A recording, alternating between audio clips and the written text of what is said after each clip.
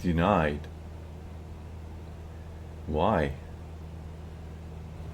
I can't just fly into clouds. You dum-dum.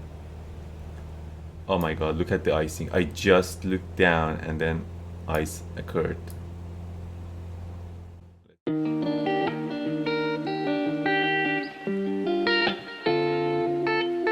Hello. This is Arash.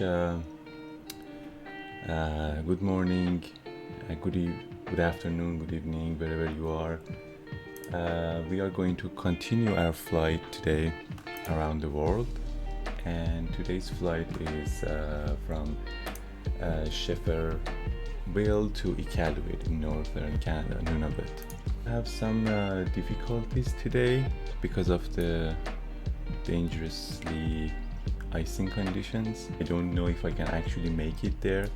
I'll try, and if it's very bad, then I have to do an emergency landing somewhere, even just getting back to Schefferville. Yeah, this fog around here, that makes me worried. Basically, we have to avoid visible moisture in the air once we hit the freezing points.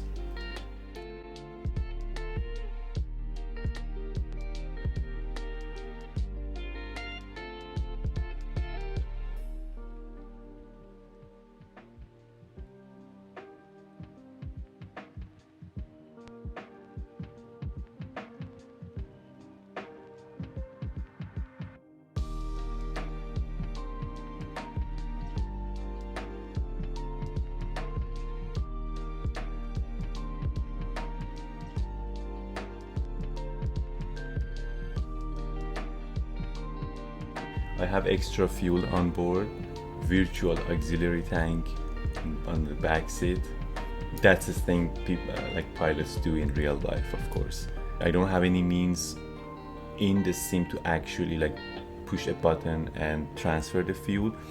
I have to manually transfer the fuel, but I've put the weight of the fuel on the back seat. So basically, I have my weight and my co-pilot almost.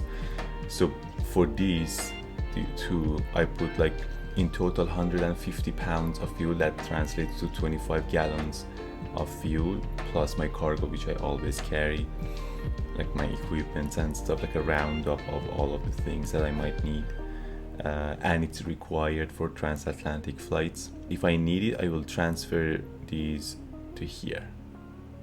25 gallons of fuel in total.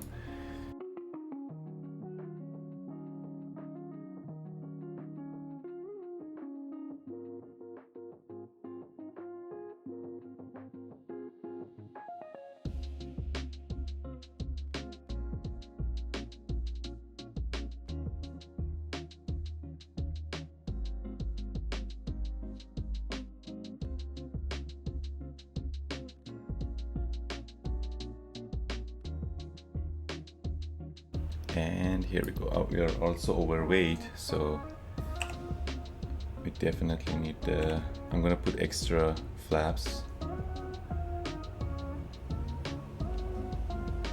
Full power, mixture rich.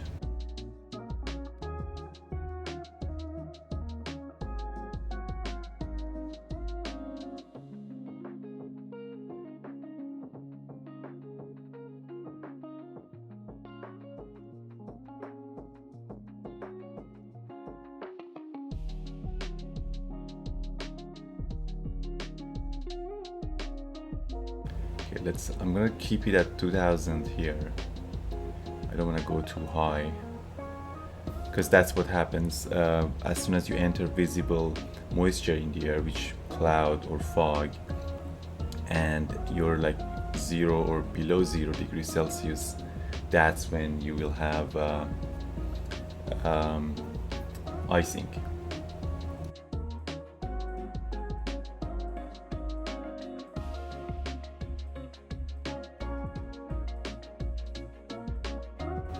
Okay, the nav has captured the flight path, so I think we're good. 1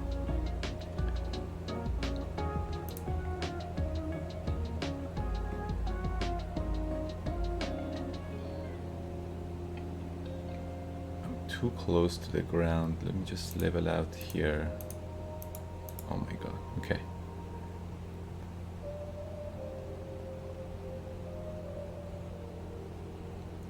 Let's just go a little bit up.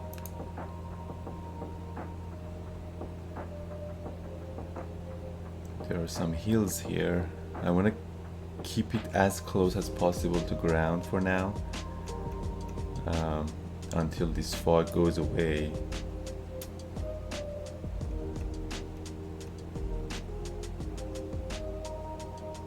Okay, we're good. Let's go down it a little bit.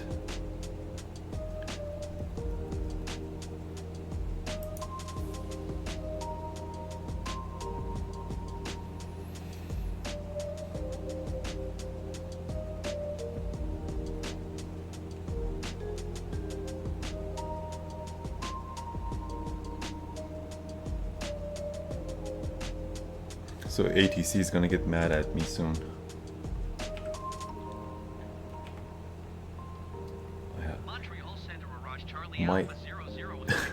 My co-pilot is not smart enough. Okay.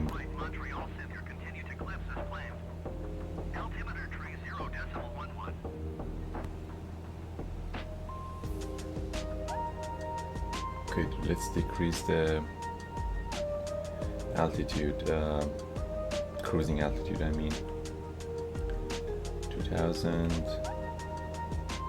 Montreal Center Mirage Charlie Alpha 005. Request 2,000 feet. Mirage Charlie Alpha 005. Request denied. Denied? Why? I need to. I can't just fly into clouds, you dum-dum. I'll just cancel it and I go by myself. Hey, Boston boot. Yeah. They don't understand that this is not an airliner. This is not like those fancy jets or even fancy propellers. What, Cessna 172 doesn't have the icing stuff.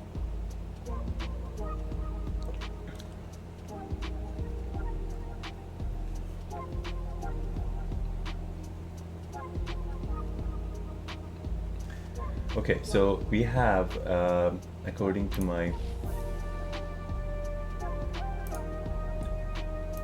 the weather report, we have broken cloud at 2900. So yeah, definitely moisture up there, and overcast at 4600. So yeah, I'm not gonna go higher.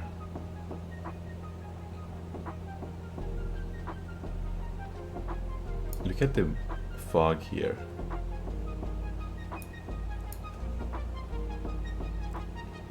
Hey, G-Nice. It is going well so far, knock the wood. But I can't go higher. I thought about... Yeah, that's not gonna happen, buddy. I'm sorry. Cancel IFR.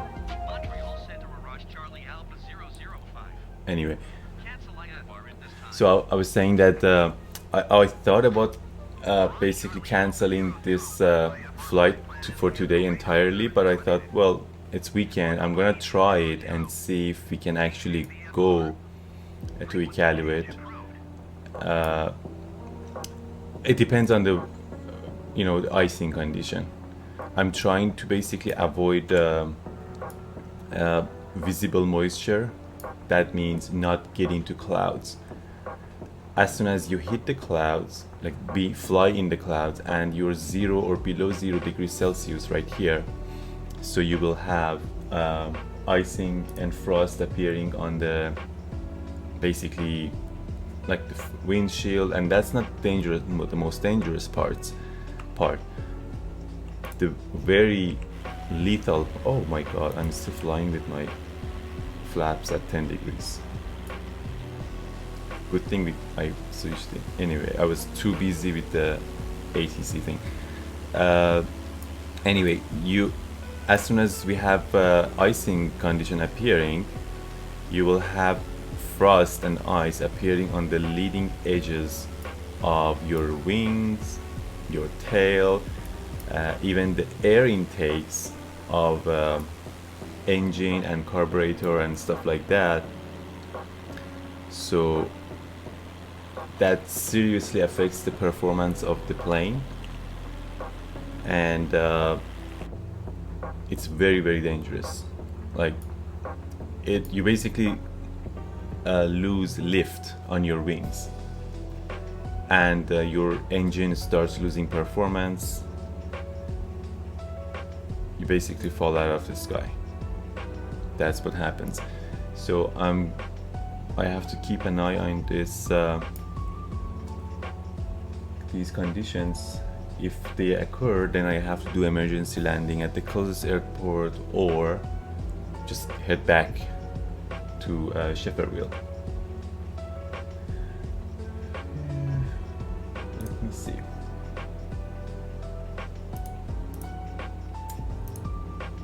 So I'm looking at the icing conditions right now.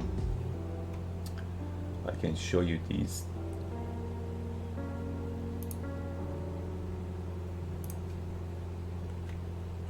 So this is my flight path roughly.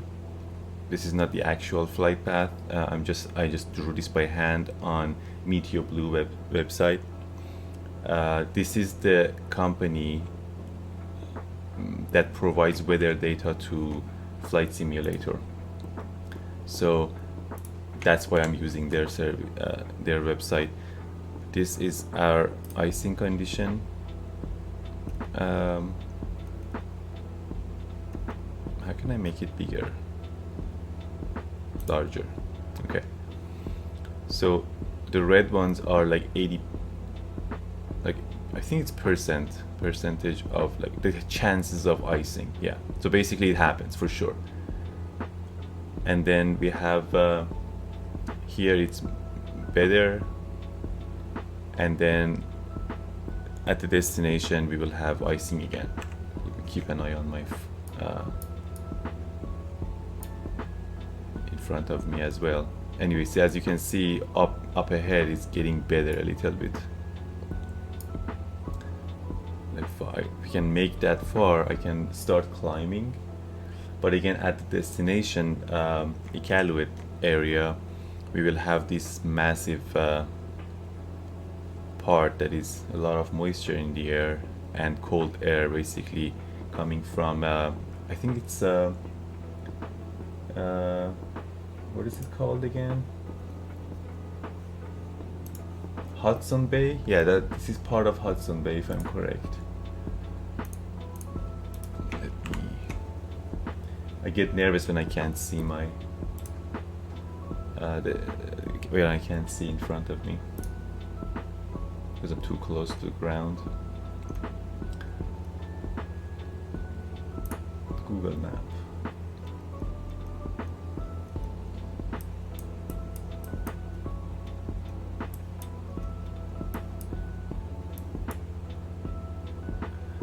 Actually, it's called Hudson Strait.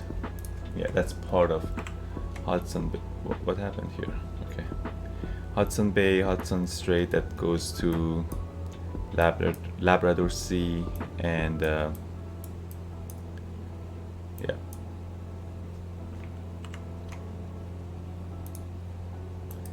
Hi, Captain HK. Uncle Hussein. Thank you for joining the stream. Good afternoon where you are. Yay, we are losing the early morning fog here as sun is rising. Anyway, I can go a little bit higher now to avoid ice, avoid ground. Oh, there is a little bit of fog here. let's pass this part and then I'll go higher to be safer.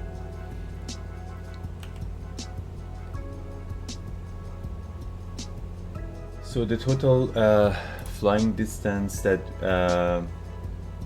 oh, you missed me? Oh, you mean yesterday? Yes, that's okay, no worries. So yeah, yesterday we flew from what was it again? CYKL to Schefferville, and today we are flying from Schefferville to Iqaluit. That's one of the longest legs that I have planned so far. It's 540 nautical miles. That means a little bit over 1,000 kilometers. It's like 5 hours of flying.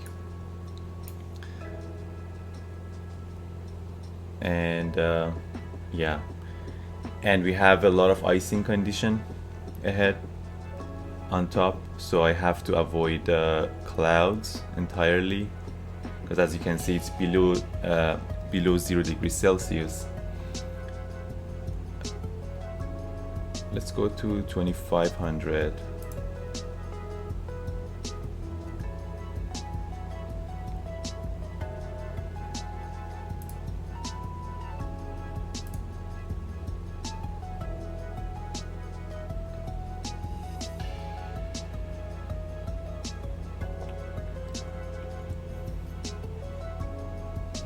I had to cancel the IFR flight because ATC didn't accept my request to fly at 2,000 feet.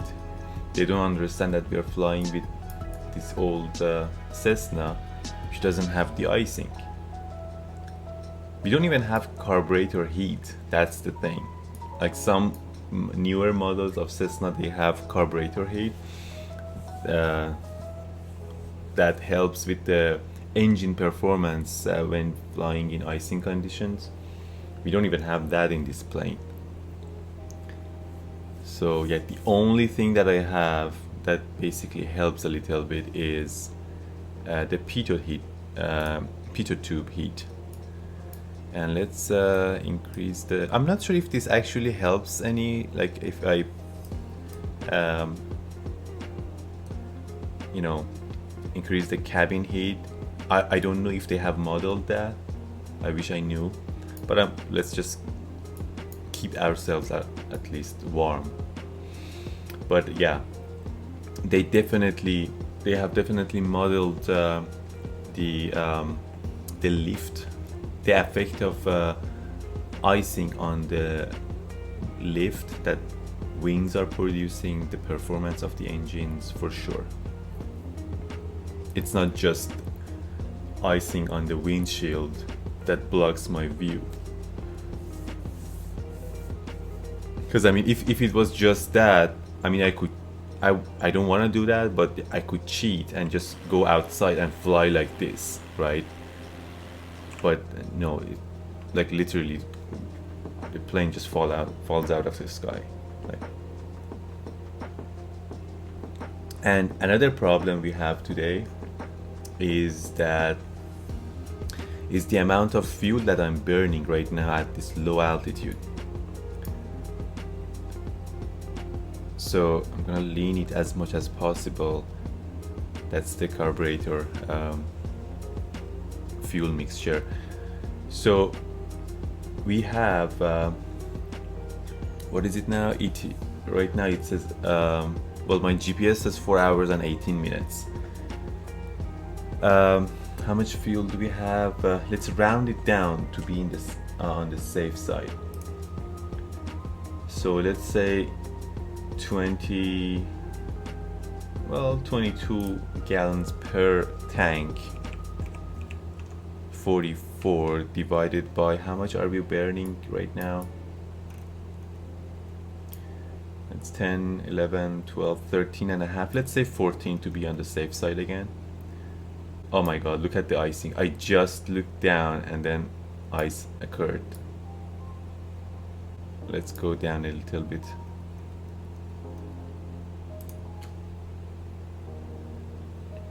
Anyway, 44 gallons divided by 14 gallon per hour, that gives me 3 hours and a little bit over 3 hours.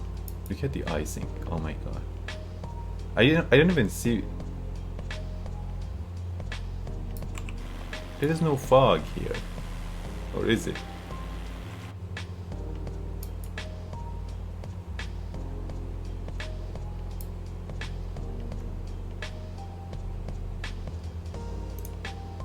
That's terrible.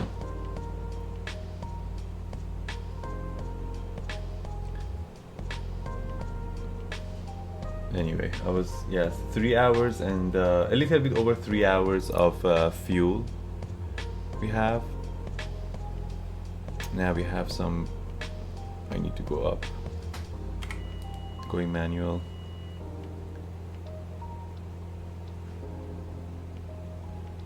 Isn't it fun being sarcastic? I don't want to go too high, but then I'm gonna hit the ground if I don't.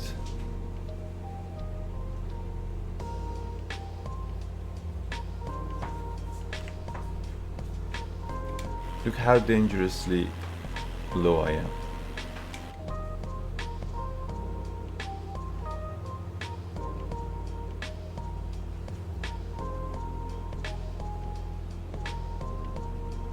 This is crazy. Technically, you shouldn't fly. You should just avoid this kind of flight in real life.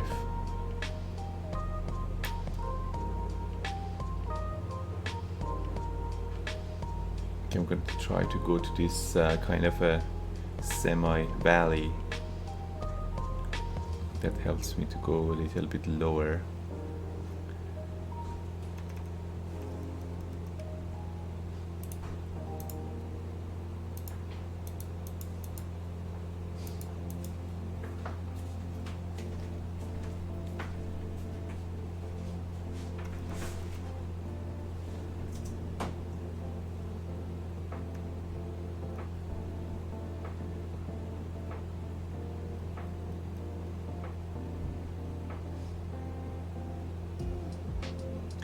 Anyway, I actually showed it earlier in the at the beginning of the stream that I have extra fuel carrying on board in my virtual auxiliary tank, which is supposed to be here on the back seat.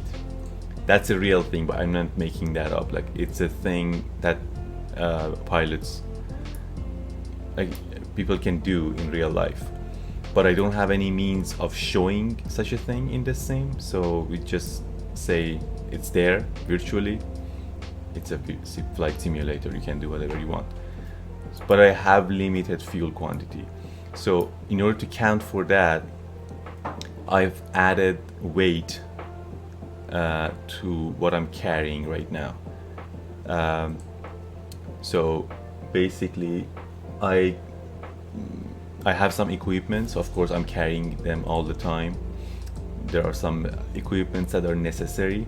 Some of them are required by law that you need to carry when you're having such flights in real life. So I rounded them up to like 150 pounds that I always carry as my cargo, plus the weight of pilot, myself, and my virtual co-pilot. And then in addition to that, for this flight, I've added 25 gallons of extra fuel and put it in the virtual tank, auxiliary tank. And I can show you here, I put, basically I'm still overweight, so I had like an overweight takeoff.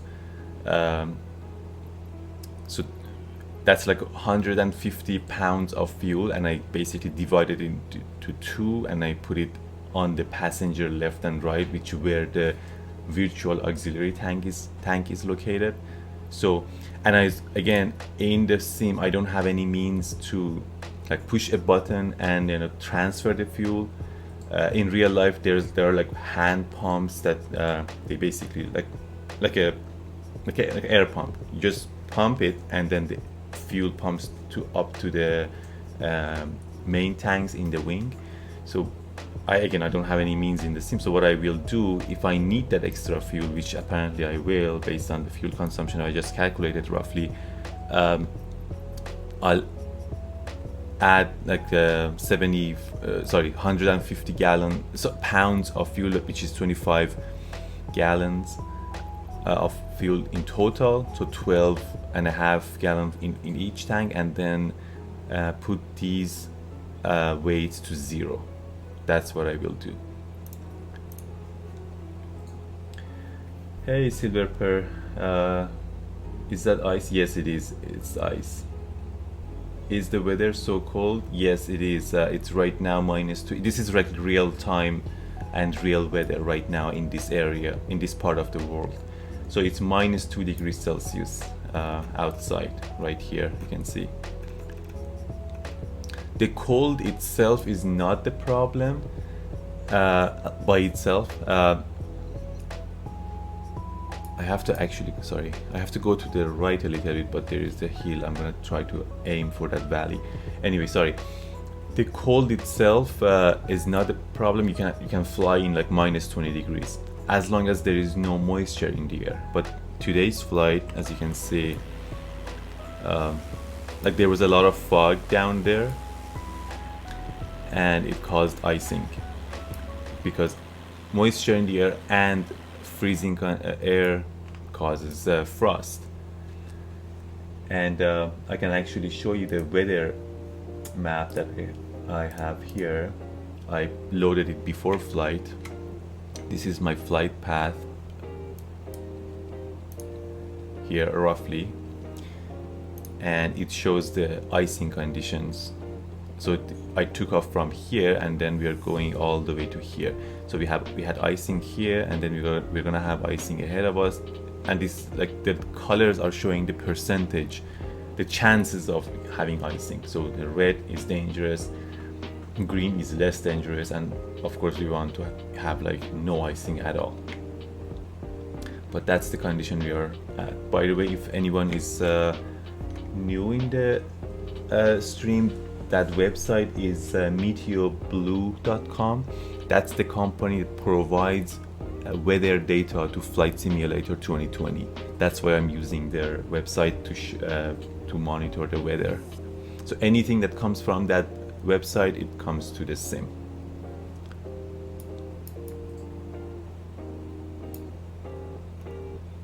So let's turn to the left, right a little bit. So yeah, and as I mentioned earlier, icing is not only for the windshield. It's not like blocking my view only. Like they have modeled the fact that icing on the wings and leading edges affects the lift that we have. So I can't go higher. I start losing altitude. And it also affects the performance of the engine. Engine starts like having less performance, less powered forward, stuff like that. Boston boots. Do you have icing on your wings also? So a little bit, yes. Kind of. It's kind of frost right now. It's visible here, as you can see on the. See right here and here. It's still frost. Like I as soon as I saw this, I lowered my altitude a little bit, and also on my tail. So yes, the answer to your question is yes. It gets worse, like really bad. I've experienced it in this sim. Like you're going up like at, let's say, 4,000 feet, and all of a sudden the power goes down, not completely out, but like the the performance drops, and then you start losing your airspeed, and then your aircraft doesn't have enough lift anymore. You just drop, you stall, go down. So yeah, dangerous. Don't fly in real life like when the situation is like this at all. Like absolutely no. Okay, we can turn off the landing and taxi light. I was basically using that light to see if there is any, in dark when there is fog, it lights up the fog so you can see what's going on outside. But now it's good. I think as long as we keep it at this altitude, it'll be fine.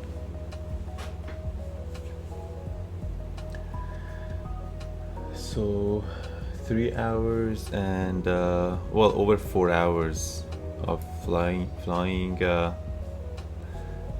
ahead of us. We definitely run out of fuel in the main tank at this rate. Like it'll be dangerously low even if we run completely out of fuel.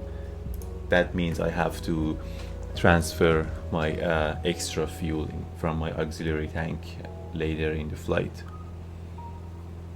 So right now we are at 20 gallons and 13, so 20 gallons each, so 40 divided by 13. Yeah, we have 3 hours of fuel.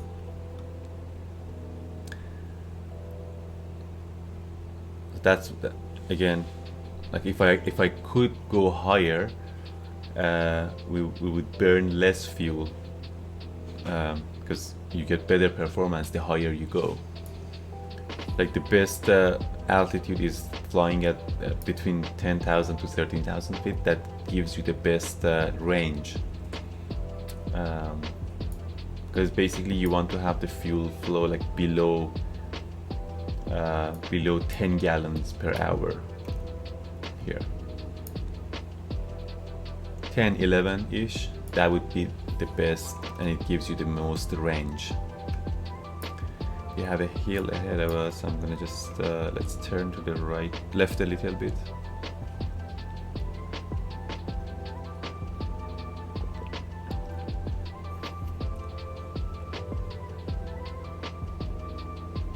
That's my flight path, that red line, I mean magenta, whatever it is. I'm not colorblind, I just don't know the name of the colors exactly. Like, I only know like 7 or I don't know, 7-10 different color names. Like some people are so good at like remembering all of the names. Oh yeah, this is like something like navy whatever, like, or Persian blue, or I don't know, things like that. But I think, yeah, this is safe to say that it's magenta or something. The point is that I have to fly on this line, but I'm trying to avoid these hills.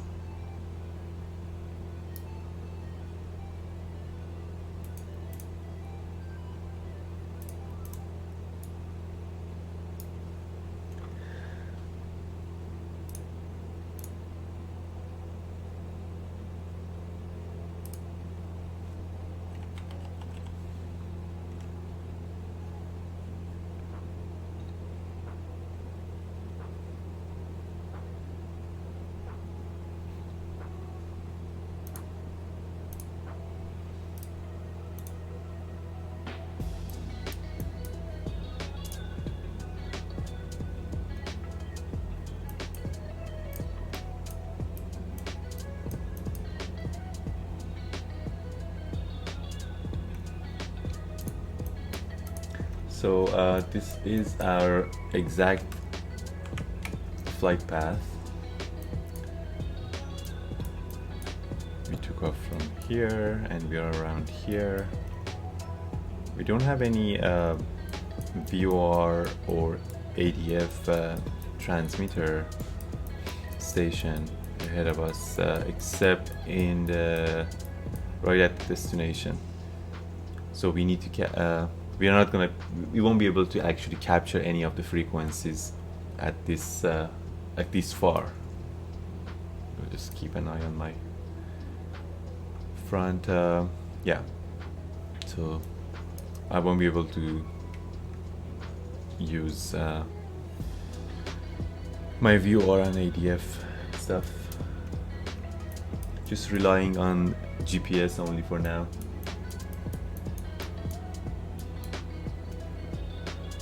There are two VOR stations on the left and right. Well, never mind, just one, and that's like off course of our flight path.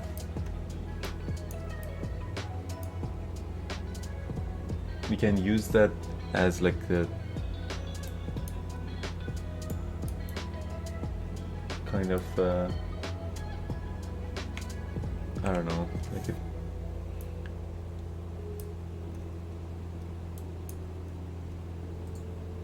this one, so we can use that to kind of estimate our location.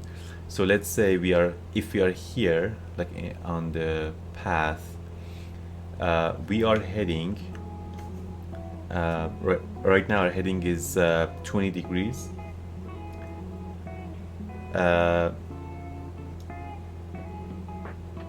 So 20 degrees, that would, yeah, 90 degrees to the left would be 290, if I'm saying it right. Yeah, 290. So if I set this at 290, that's 270, 280, 290, and I set that VOR station. If this needle is at the center, or I should use this one because this one is GPS right now. So if this needle is at center, right now we are not getting anything. So it's not even at center, it's like nothing. That means we are at the, how can I say it that makes sense?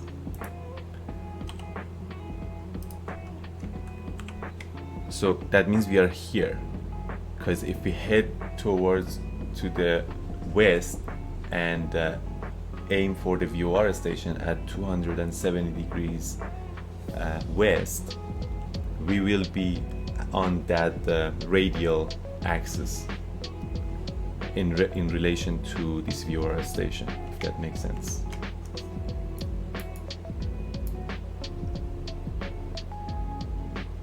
So let's actually set that VOR station, that is 112.5, and make sure there are no hills ahead of us. We don't want to hit the ground.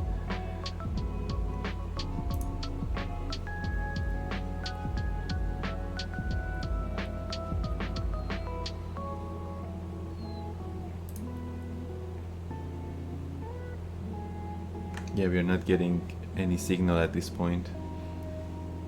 We are too far and too low right now.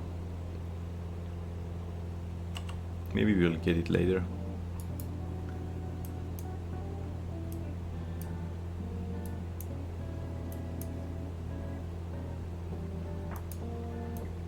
Because VOR signals, they have a limited range, of course, and if you're too low or too high, you won't be able to see. So basically they have a specific angle. So if you're too close to ground, all of the trains, ground features will block the signals. You won't be able to get them.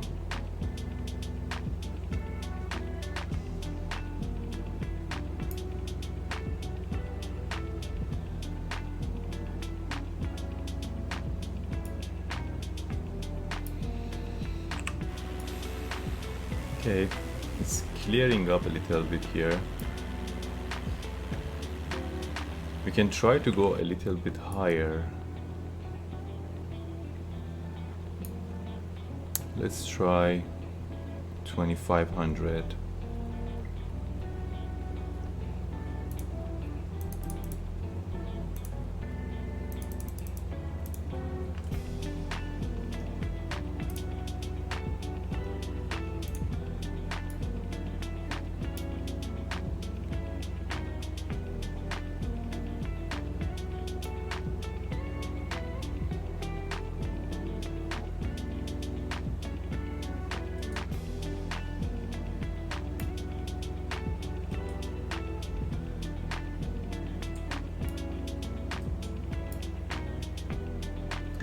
So if we have an uneventful flight at some point, like if everything clears up and there is no specific things that are happening, I was actually thinking to break down this stream into 2 parts, because it's a long one. It's like 5 hours long, more than 5 hours.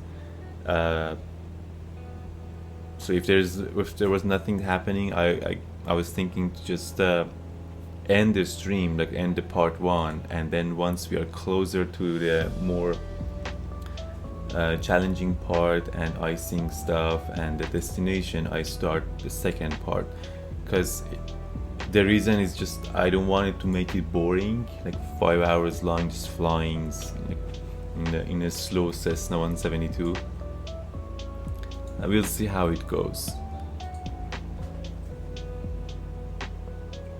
Again, as you can see at the top of the screen, ETE, if I can show it on here for you guys, ETE right here. That's 4 hours and 42 minutes. Roughly, my GPS actually shows 4 hours and 56 minutes. So yeah, 4.5 hours from now. Oh, it's still climbing. I didn't say that, buddy. What are you doing? 2500.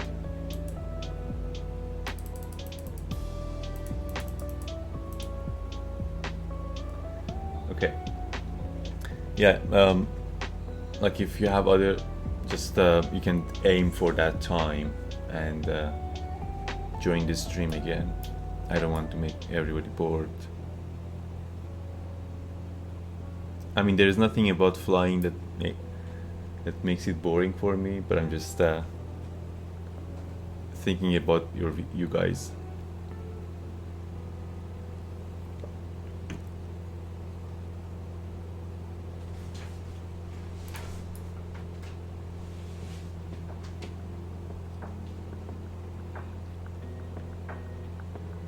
And ATE is showing 3 hours and 30 minutes right now. That's not exactly correct because I'm descending back to 2500, so the speed is 140 knots. I mean, ground speed 132, but as soon as we level off, that's the speed is gonna drop and ETE will go up. ETE stands for estimated time en route, or something like that.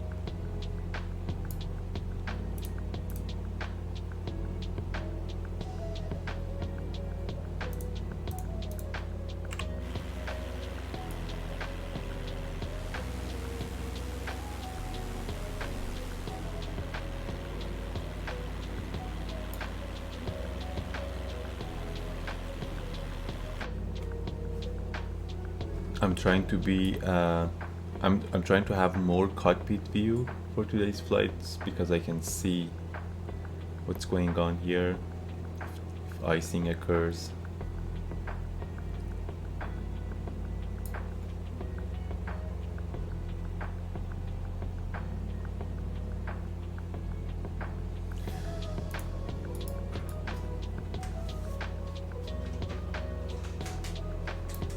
It became so clear though. I wasn't expecting this. It can actually go up.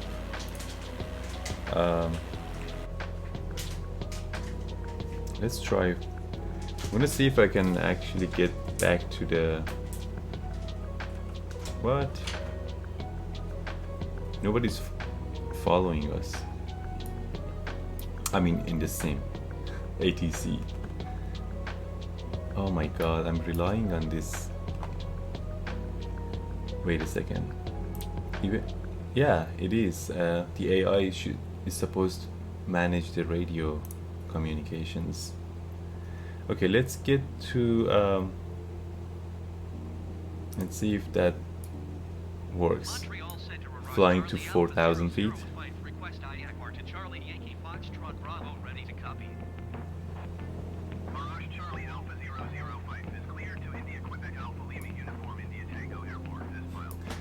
This is spelling at Iqaluit.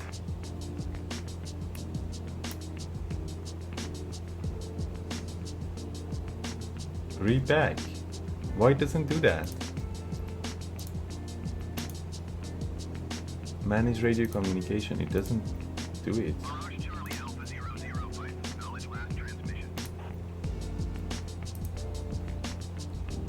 Mirage Charlie Alpha 005 clear to India Quebec Alpha Lima Uniform India Tango Airport is filed. Squad 4444. Mirage Charlie Alpha 005 read back correct. Radar contact 2,500 feet. Altimeter tree 0 decimal 15. Continue to climb turning and following heading 055 climb and maintain 4,000 feet. Acknowledge. It doesn't do it. Like I have to do it Continue to myself. climb turning and following heading 055 climb and maintain 4,000 feet. Mirage Charlie Alpha 005.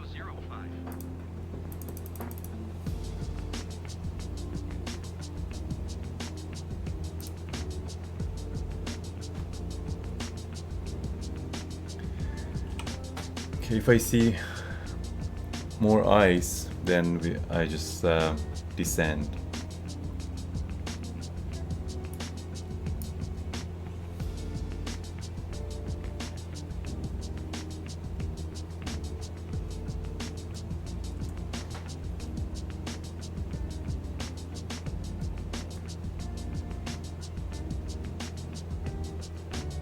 So we're gonna have the same story once we arrive in Iqaluit, because as I showed earlier, this is the weather map.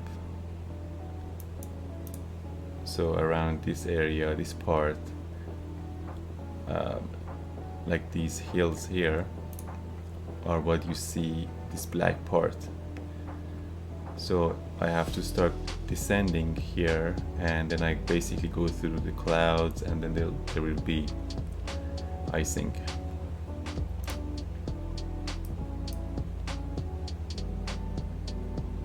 Another thing I can do, but of course I'm limited on fuel.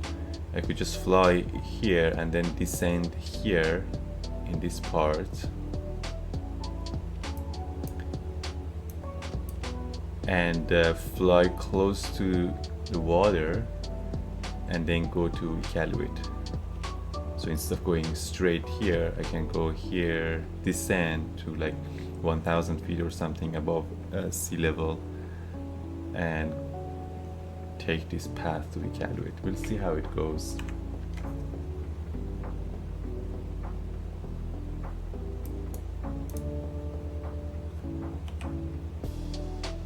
So right now in Iqaluit we have overcast and 0 degrees.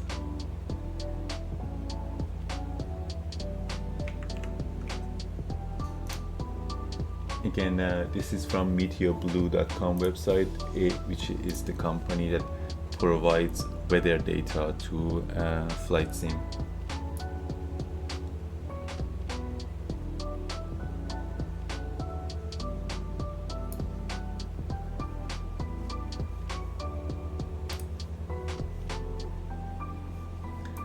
Okay, so let's have some music, shall we? Since we are out of danger for now.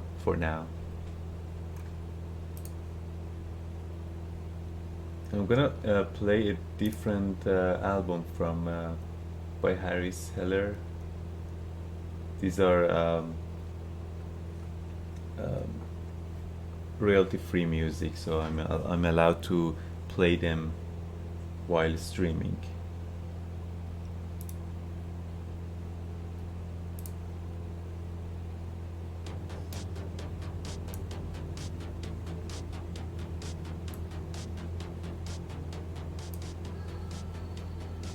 Let me know if it's too loud.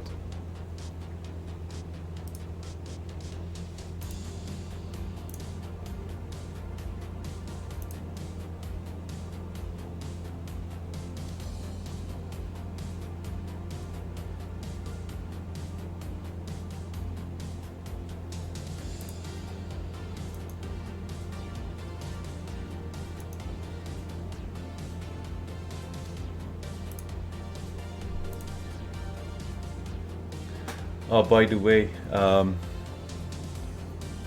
I have updated my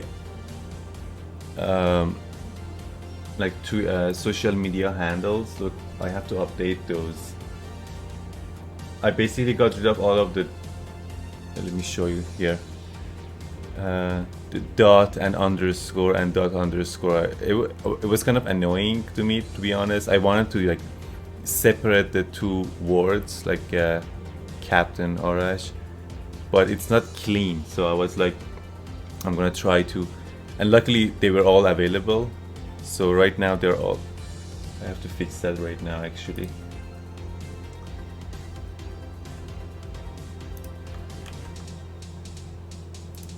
I also updated my Twitch handle as well, so it's not capped underscore Arash anymore, it's capped Arash, all of it together.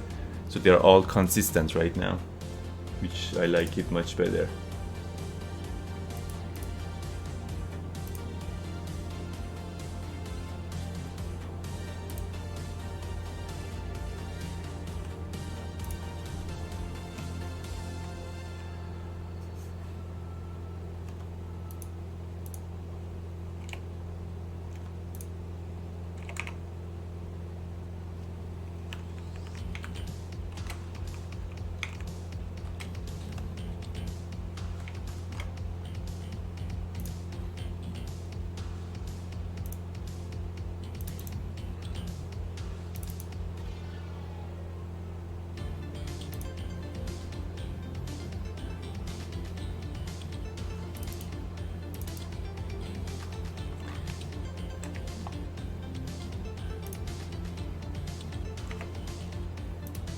So that should update now. There we go. Now it's, look how clean it is right now. I didn't like those dot underscore, stuff like that. Now it's much better.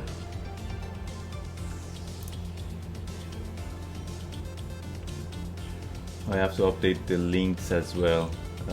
Anyway. Oh, right now, see? There is no moisture, like visible moisture in the air, -7 degrees and no icing. So like the cold itself is not a problem. Combination of these two factors are dangerous. Is dangerous, I mean.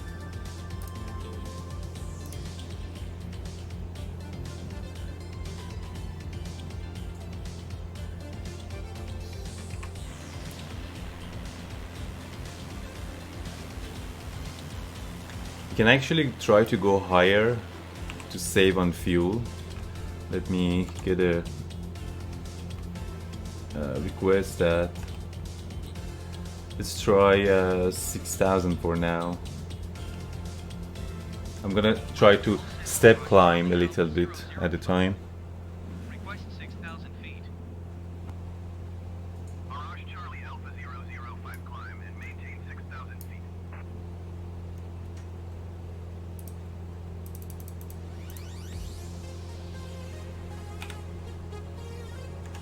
Climb and maintain So I'm 6,000 feet. Arrive having Charlie this Alpha 005. invisible AI co-pilot who his only job is to handle the radio communication, and he's not doing it in this flight. I don't know why I'm carrying him.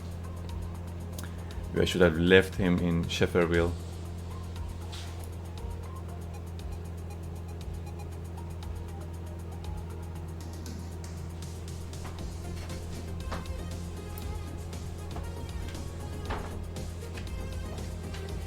The higher we go, as I mentioned earlier, the lower the fuel consumption would be.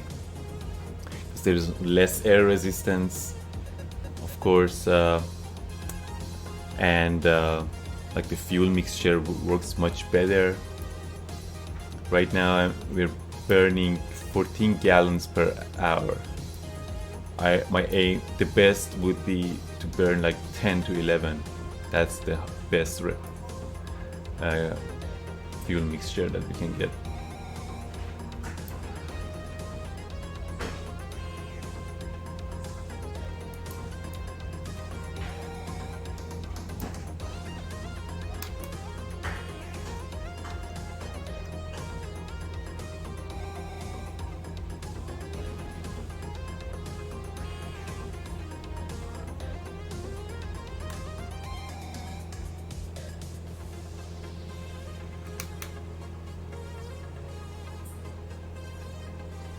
if I lean it too much,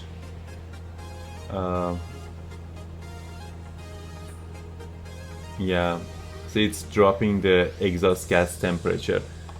We want the highest exhaust gas, highest EGT basically possible. That means you're burning your fuel at the best mixture. It is dropping now, so I think mixture 35% is, but see, it's rising now. It's good, but of course fuel flow went higher.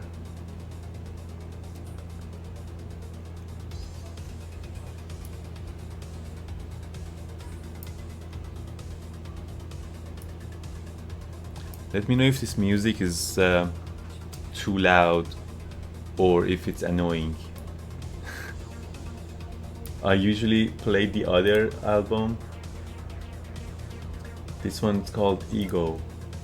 The other one that I normally play is INU or something like that. INU. That's like more chill, like relaxing.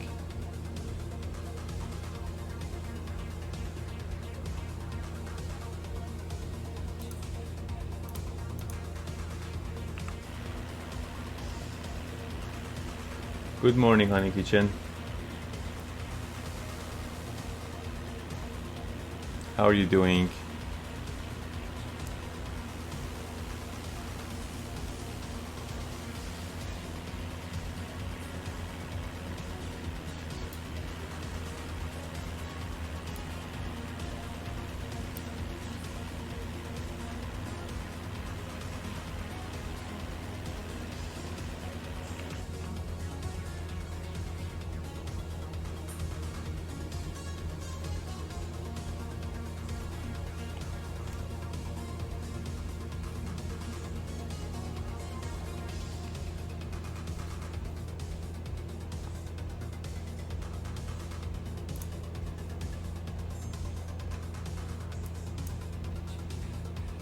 Oh look, we are getting a VR signal here.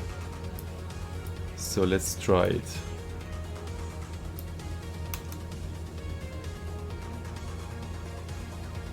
So it's from, I'm gonna turn it to get 2 indicator.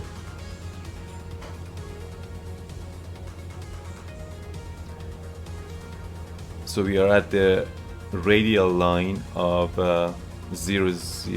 01, or no, sorry.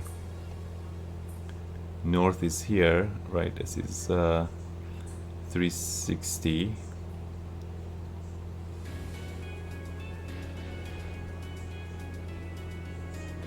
Yeah, 355. So 355. So if you look at the map, here's the VR station right here. So like 360, or like this is our flight path is almost 20 degrees to the east. So north is here almost. Yeah, well, if it's 20, north would be here, and 355 would be here, like with this slope. So we are around this area right now, based on what we see on our VOR. And if I zoom back, well, it doesn't zoom back enough, but that VOR station is like around here. That's as far as we can go. Or you can see it on the on this map that you have on your screen here. Like that VOR station is in this town, and we are here. That matches up with what we could kind of estimate using the VOR's indicator signal.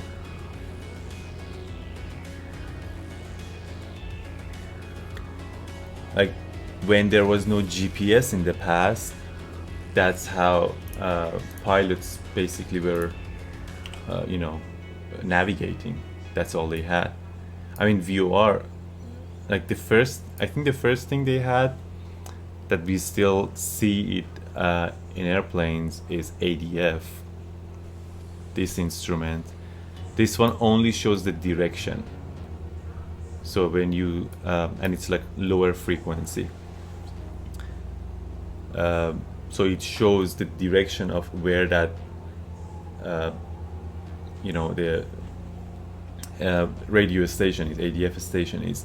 Using VOR, which is more modern compared to ADF, you can set that radial axis, like from which direction you wanna head toward that station or head away from that station.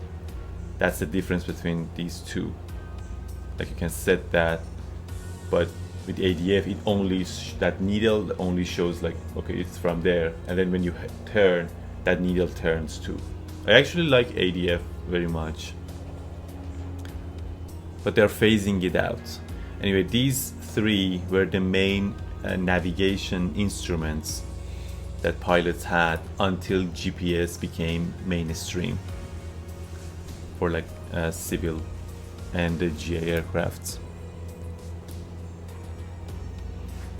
Just some navigation information.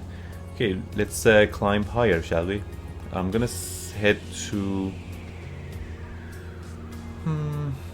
8,000? Yeah, steps of 2,000 feet each time. Because we are heavy, we are still, I don't wanna, we won't be able to climb that fast. 2,000 feet higher. Montreal Center Mirage Charlie Alpha 005. Request 8,000 feet. Mirage Charlie Alpha 005 climb and maintain 8,000 feet.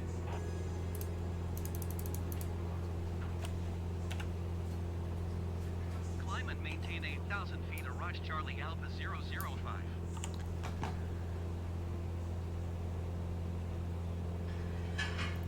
Because if I keep it at if I keep it at 6,000, we will soon reach clouds ahead of us, which means icing. I want to delay any icing condition as much as possible.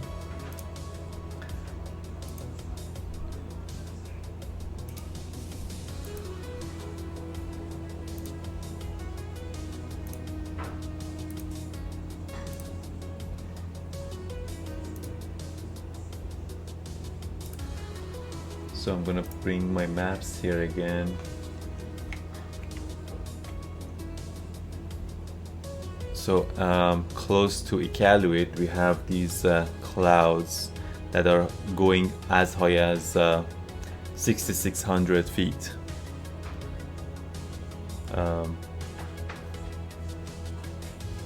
So yeah, but again, of course, in the last few that last part of the flight, I have to descend eventually, and we're going to have icing again during our descent.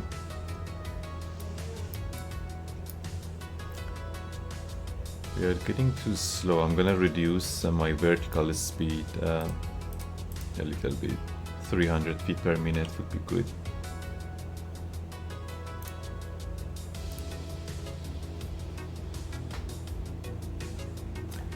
Okay, I'm gonna take a quick couple of minutes break. I need to get more water. I'll be right back.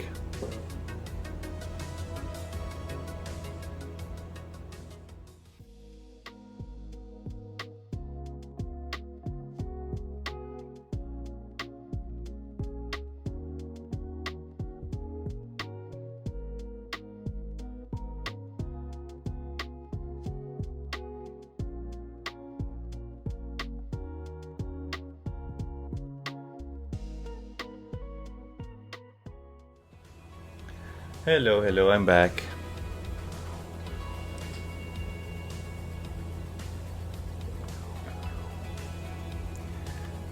Third person view would be nice for sure, yes. Yeah, in this flight I was trying to keep it inside the cockpit so I can keep an eye on the icing condition, but we are good now.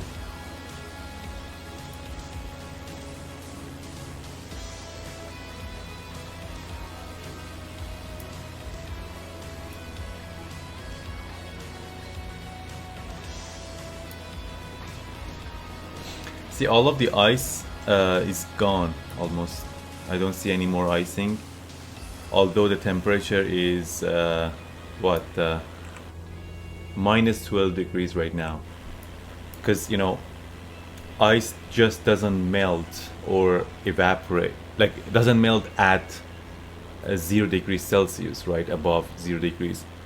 Ice also can just quickly evaporate, like without actually melting. What is it called? I can't remember the English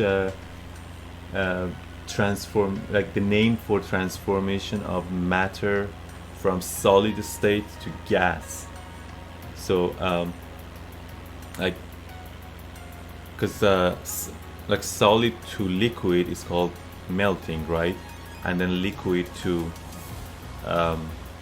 like gas is called evaporation or something like that. I can't remember the English name for solid to gas. Let me Google it, I'm wondering.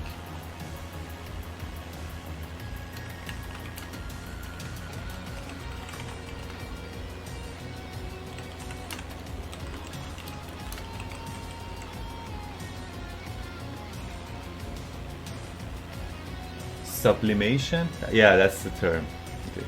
Sublimation. So basically ice can sublimate to water vapor if the right condition exists. That means like lower pressure and the lack of relative humidity in the atmosphere. So that's a really good thing, by the way. Like, if that wasn't the case, like it would be a really different world. Like the same way that water can evaporate without boiling, like water can always evaporate even at like 5 degrees Celsius, like very close to freezing, still evaporates if there is low relative humidity in the area. Because if that wasn't the case, imagine like if it was raining and all of the grounds were wet, right? Like we would have wet grounds the entire time. Like you could never see dry land, or even worse, you could never have rain, because water from oceans, they evaporate without boiling, right? They evaporate at any temperature, just lower rate of evaporation. The same goes for ice. Ice also can sublimate. That now I know the term. Even at below like 0 degrees Celsius. Because at this altitude we have low pressure, we have low relative humidity, so it's good.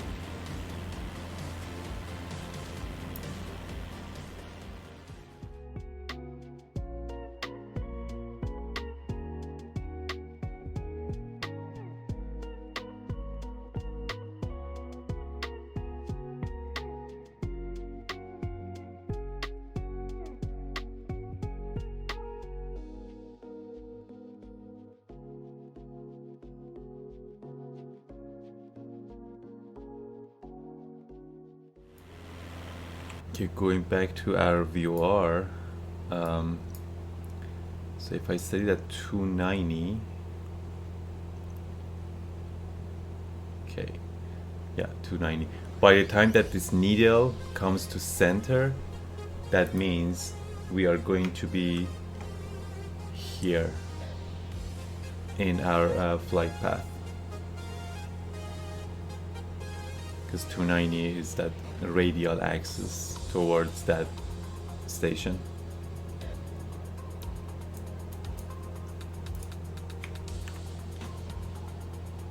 Oh, we have yeah, so now we have it here in the display, GPS display, that viewer station is here. We would be here. We can confirm these two.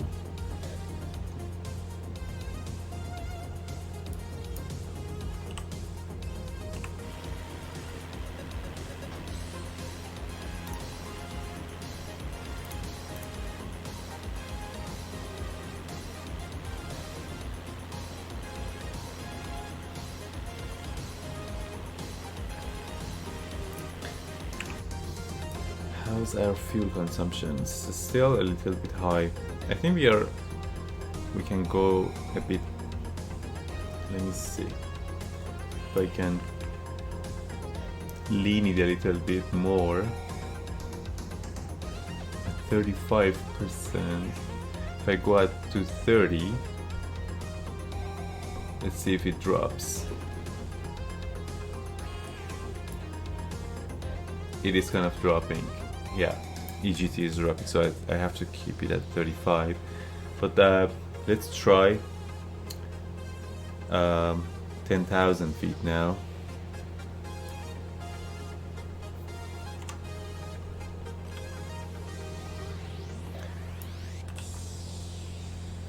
Montreal Center Mirage Charlie Alpha 005. Request 10,000 feet. Mirage Charlie Alpha 005 climb and maintain 10,000 feet.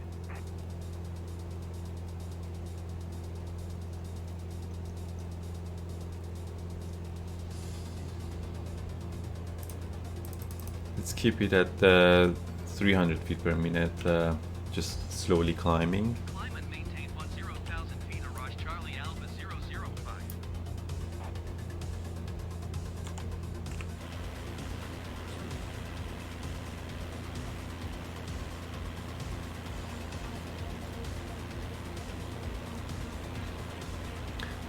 Plus we are lighter right now.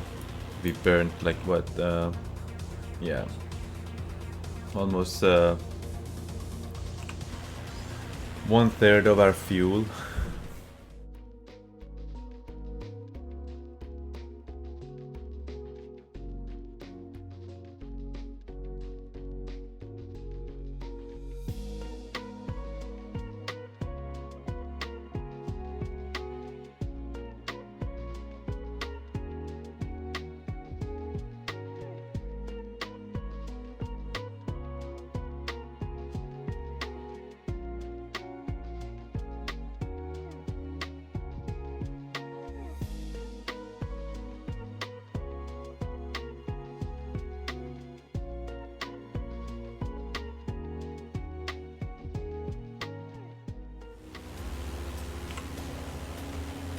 This is our leg 6 on day 6 of our flying around the world mission. So we are around here right now.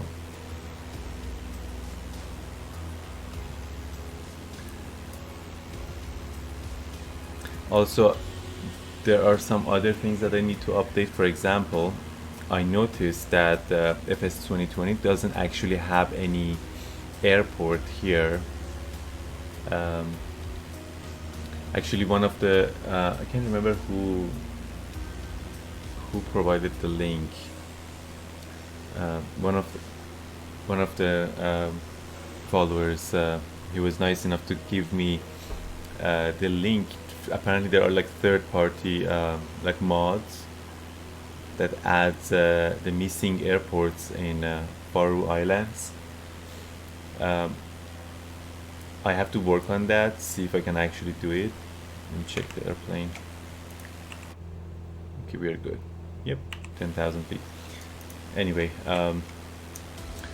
but the thing is, I can actually go from Iceland to Scotland directly. It'll be a long flight, like similar to this one almost, but it's doable to go straight from Iceland to here. So I might jump this, depending on whether that mod works good or no, because I don't want to go here and then see, oh, there is no airport, like I wasn't prepared. I want to make sure about that before. So right now, as of right now, once we reach Iqaluit tomorrow, I will fly to Nuuk in Greenland, and then another day, depending on the weather condition, I will fly to east side of Greenland, one of these towns. I'm not sure which one yet, but we'll see. I'll choose the airport, because this is actually very difficult. I think the minimum altitude is around 9,000 feet, so it's difficult. If for example, if there are clouds, I can't just climb and get ice all over the airplane. So I have to see if that can't be achieved. If I can't get clear sky, I might fly down here and then up here again, in order to keep the altitude low. So I might change that in the last minute. And then once we reach Scotland, it'll be much better. For the remainder of the flight, we won't have any problem with icing conditions that much, hopefully, until we are back to like eastern, east of Russia and Alaska. So I don't know how long it'll take, but we'll see.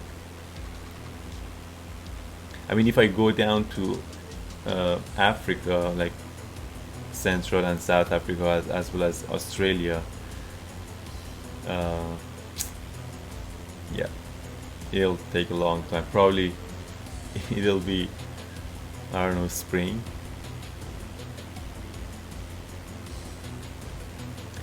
Easier if you made this flight in June, exactly, yes. But flightsim FS 2020 didn't release until what was it, like end of August. I mean, I could wait until next year, but I've had this plan in my mind, like since they announced FS 2020, as I mentioned. Was it yesterday I mentioned it? Yeah, when they had those trailers, like they showed the sceneries, like the amazing details, I was like, oh my god, like this is the same to do this flight in. Like, again, as I mentioned it before, I've done circumnavigation in airliners. So you just fly like in 35,000 feet, 40,000 feet.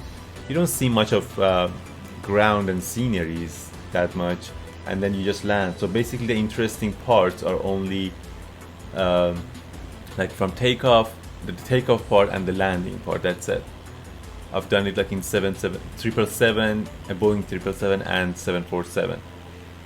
But I didn't have enough like attraction to do it in a small GA aircraft.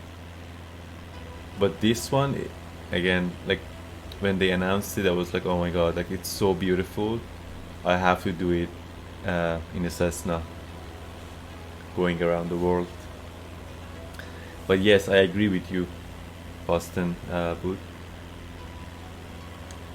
In fact, in real life, they do it in that season. Yeah, for sure. You want to avoid these dangerous conditions. You don't want to fly in winter.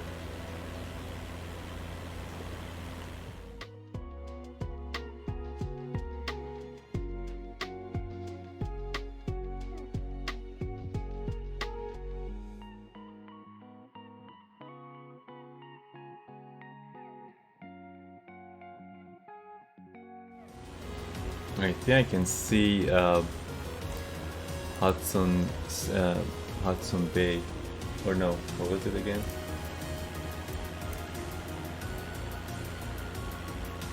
Hudson Strait. That's the body of water there.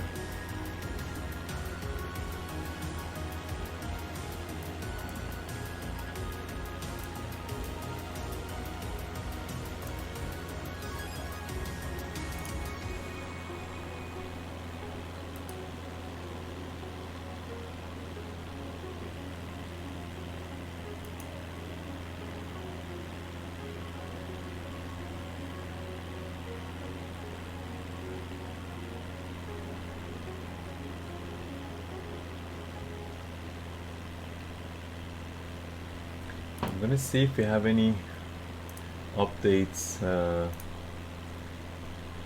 for our weather. Okay, Iqaluit is oh, Iqaluit just turned sunny. That's awesome.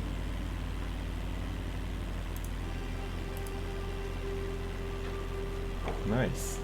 Look, that's our destination. Let me see if I go to weather map again here.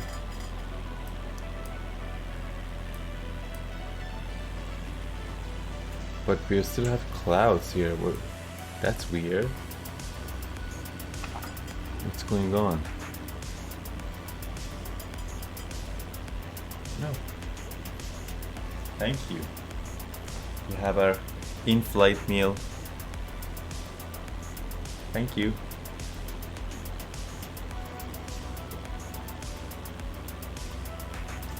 Looks very yummy and smells very yummy.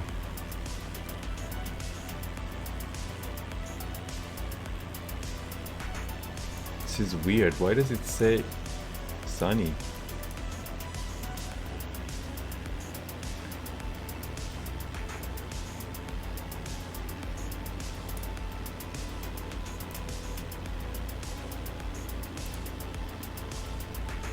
We have this precipitation also coming in. I don't know what's going on.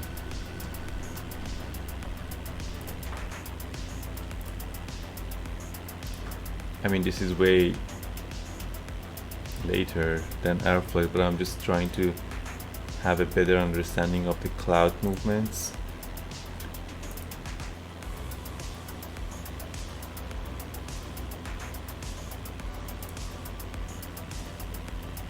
This is weird. Maybe this is wrong. I don't know. So right now, yes, it is like 9 o'clock in Iqaluit, and then doesn't make sense. Well, it says 9 o'clock. This website is weird.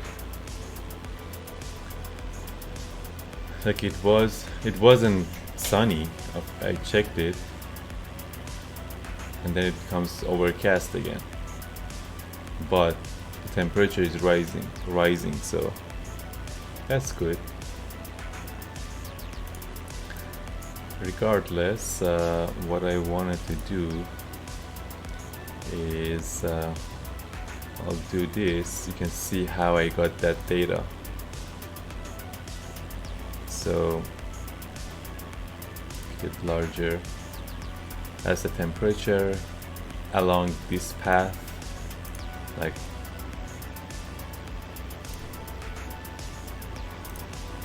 and with altitude, right? So at 10,000 feet, which we're here, it's all minus 17, minus 16. Let's confirm that in the sim. Yeah, minus 16. Yeah. So that is, oh, look at those clouds ahead of us. It's rising actually. Okay, yeah. So wait a second. These clouds are closer than these, so we are not looking at this. Maybe here. Anyway, we should be clear of clouds all the way to Iqaluit. But again, on our descent path, we definitely have to go through overcast conditions. Oh, I shouldn't have closed it. Does it show it again? No, I have to draw this line again.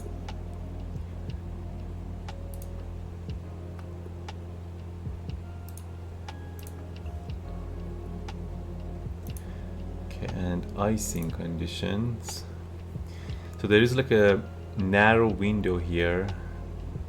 Of course, it's constantly changing, so I have to look at it in the last few minutes. But yeah, I shouldn't start my descent. I shouldn't go below 6,600 feet until like the last phase of the flight, really. Otherwise, definitely we're gonna have a very bad icing here. So hopefully I can find a window of like, I don't know, oh, like a hole in the cloud and then go through it.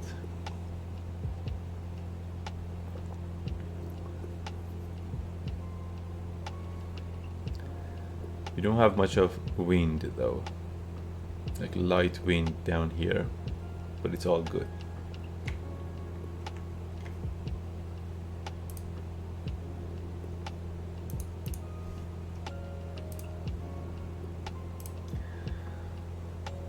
Also, our meter is, let me see, in our destination we have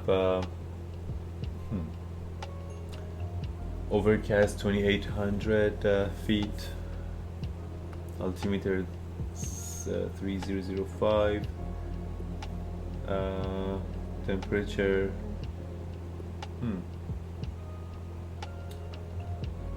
yeah, 0. Okay, but it is overcast for sure.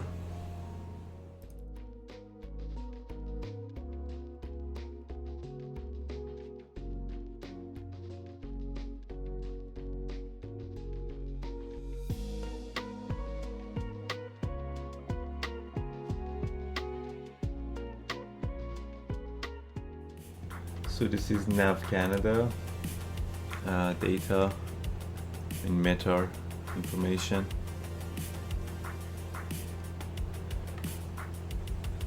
This is the standard format and this is like the simple format of it. Temperature 0, dew point -5. Yeah. Hey Gina, unfortunately I fell asleep. How did things go? Oh, it's so far so good. We basically got out of icing condition for now, and we're good for now until we reach Iqaluit. So we are going to have icing, like very bad icing ahead of us for sure. But hopefully I can just you know, kind of find a hole in the clouds and then dive down quickly.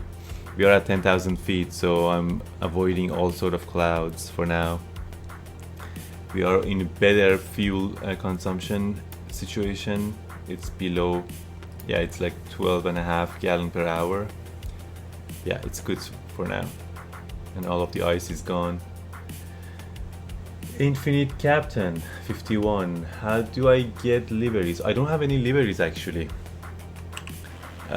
The only thing is my tail number, my registration. This is like the original, like stock livery. But I know a lot of people get liveries, and it's not that difficult. If you have it, you can just drop it in the community folder of FS 2020, and it basically picks it up. Apparently, I haven't done it yet, but yeah, I think that's how you should be able to get it. Do it at least. I mean, if you can have your hands on a livery. I don't have any. There's a website with a lot of them, actually a couple of them. Oh, okay. Yeah, if you know, let us know.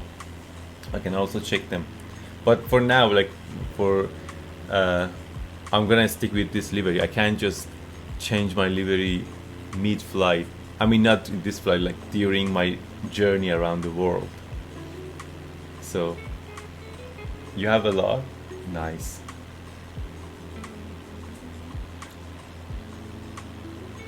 But am I correct? Like, you just drop them, like after you download them, do you drop them in the, like, what is it, community folder or something like that? Is that correct?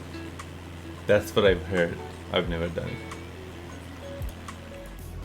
Oh, we just passed, excuse me. The needle just past the center line, as I mentioned earlier. That checks out our location. I don't know why a bit off, but anyway, that's the viewer station right on our left.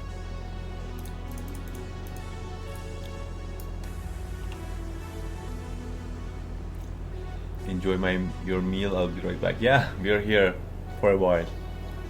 Thank you.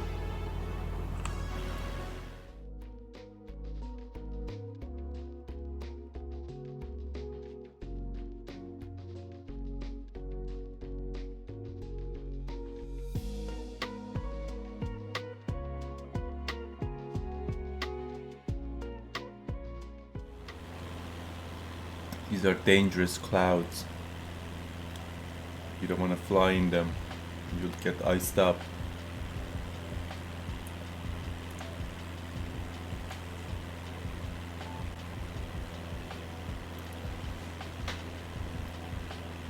Need to get more water.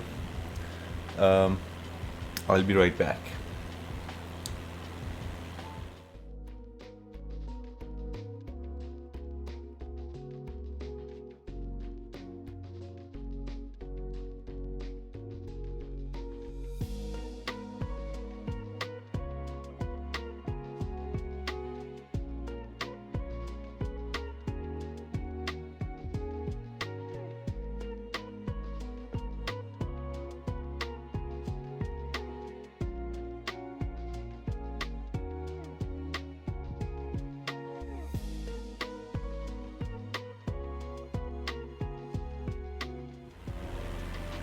Hello, I'm back. Captain HK, I have to go out. I'll be back. Yeah, no worries, no worries. You're gonna be here for another 2.5 hours.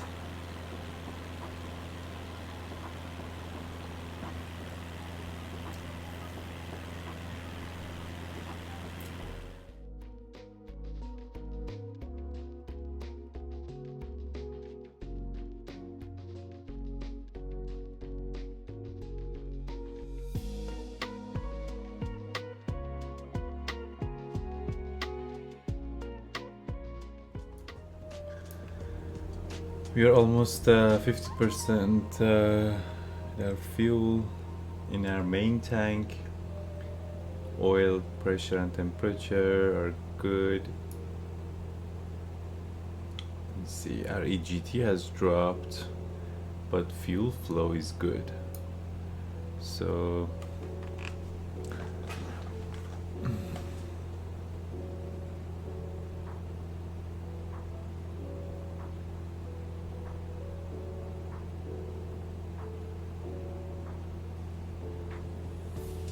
okay, it's rising now.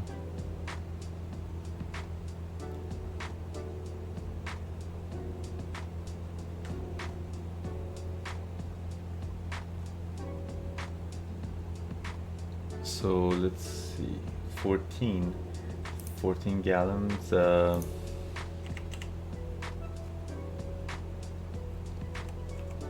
Times 228 divided by 11. 2.5 hours. We might be able to actually get there without using our extra fuel on board. We'll see.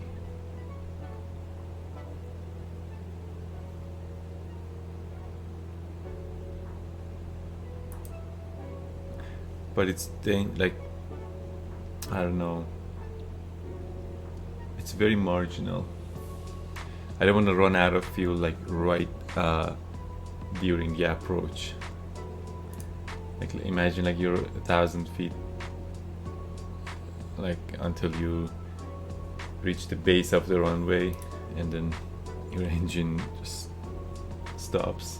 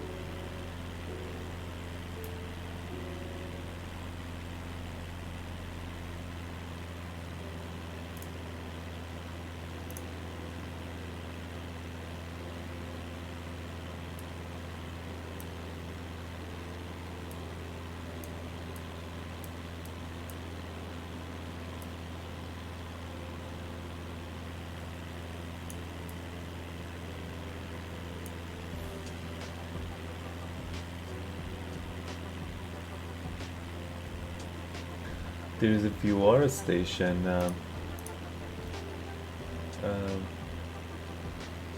Iqaluit, something like that. This one.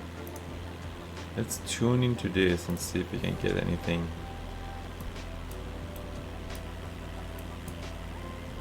So we are around here, and then by the time that we reach Semto, that this should be right on our 9 o'clock.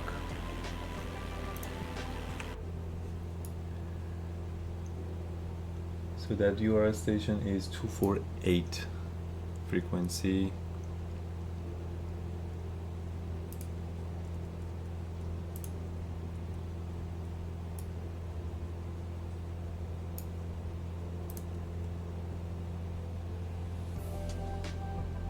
Yeah, we are too far to get that signal.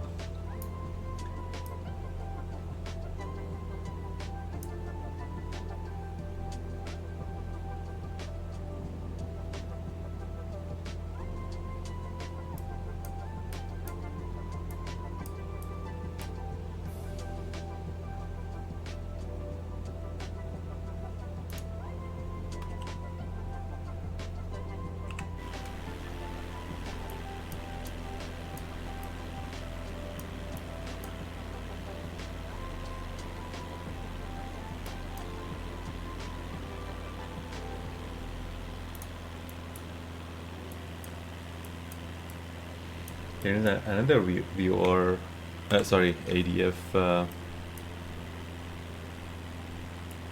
here.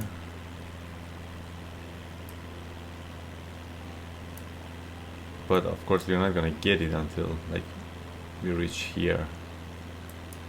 No way but maybe we will get it once we arrive at this point.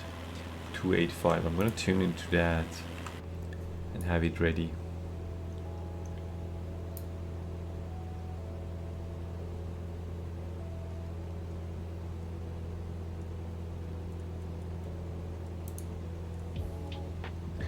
.285.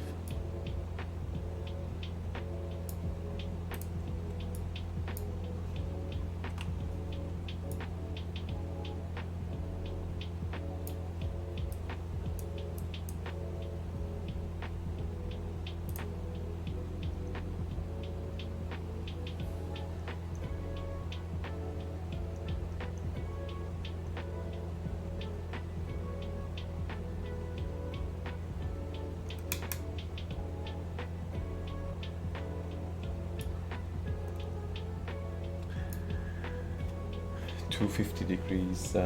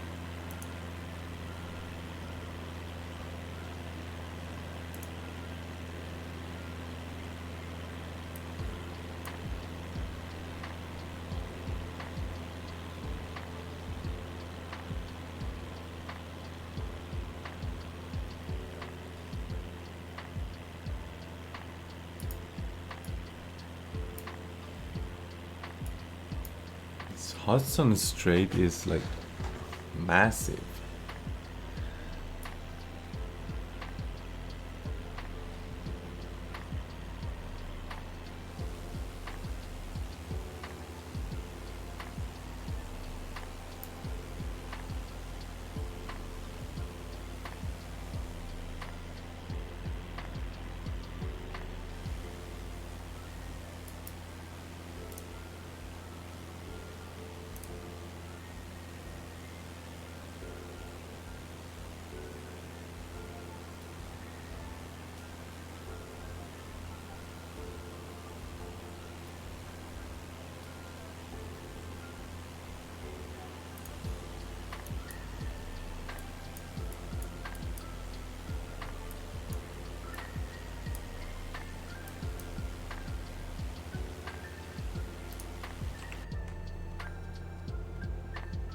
So we are close to Semta, 20 nautical miles at this point.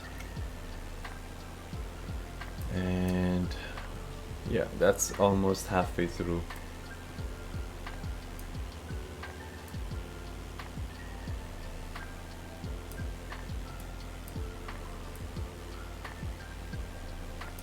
So tomorrow's flight would be almost, it'll be less than this one,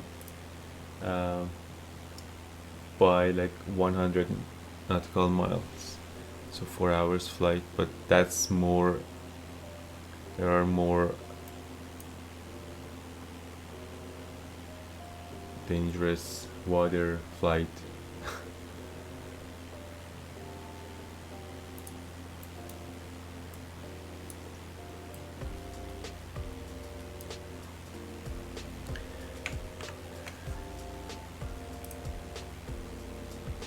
I'm gonna get the update this and see if anything has changed. I just have to keep getting new data.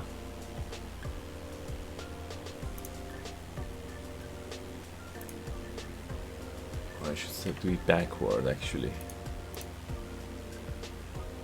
So we are around here, I'd say.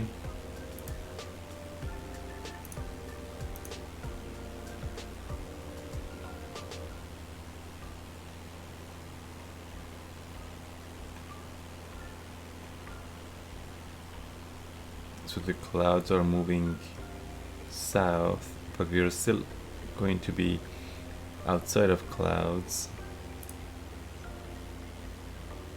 and icing condition. So that's rising, but we are having better chance to actually lower our altitude here.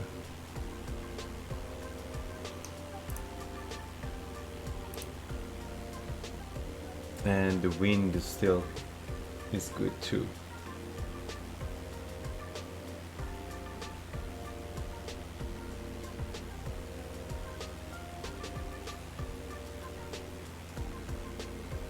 So at this point I need to kind of find like a hole and get down.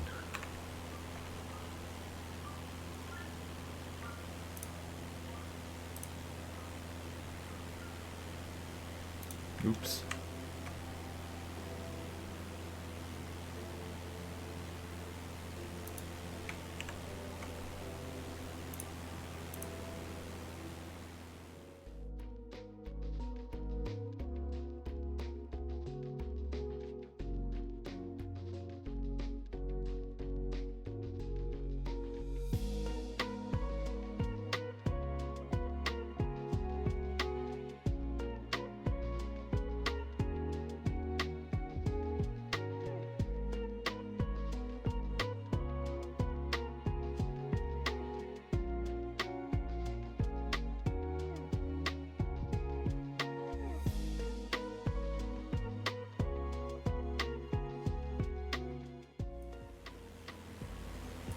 We are past the excuse me, Semta waypoint, which is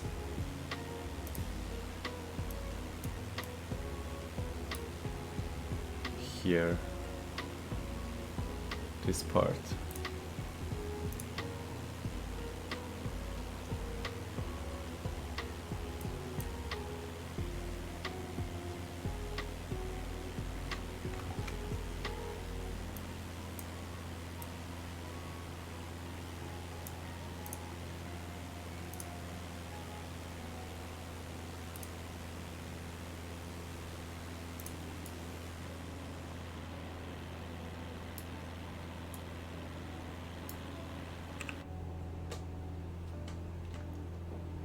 I mean, yeah, just now we passed that point as soon as I switched to the cockpit. Okay, everything looks good. 50% of our fuel already.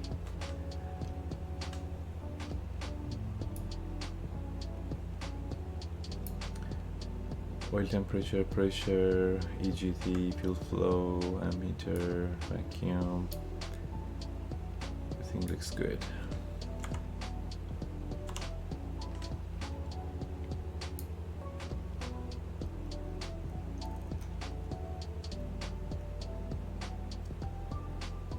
So 235 degrees from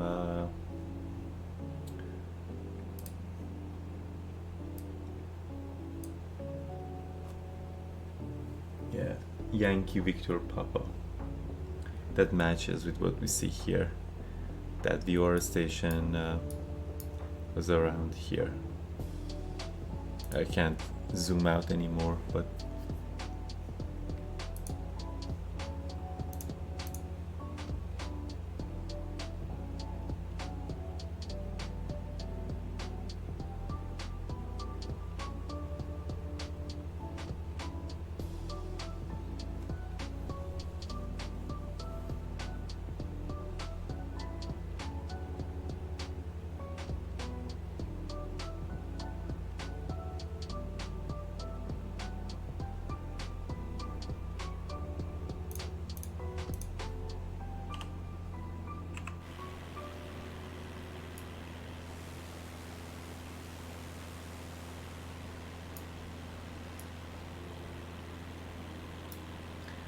I can try to go even higher. It's save even more fuel.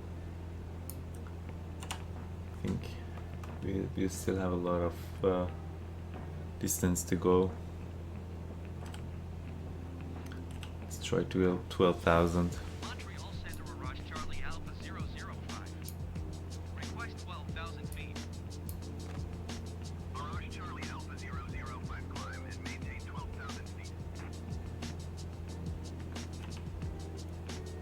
Climb and maintain 12,000 feet. Mirage Charlie Alpha 005. Let's set 200 feet per minute for our vertical speed. I don't want to, because the air gets thinner and thinner as we go higher. It'll be difficult for this Cessna to climb faster.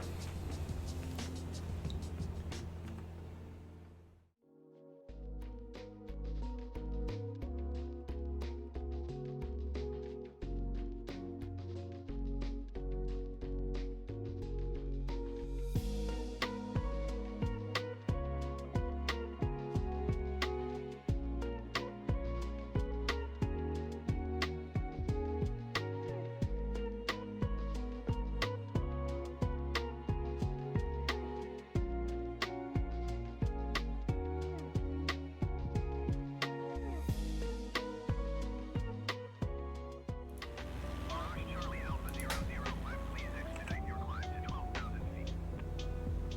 I'm trying.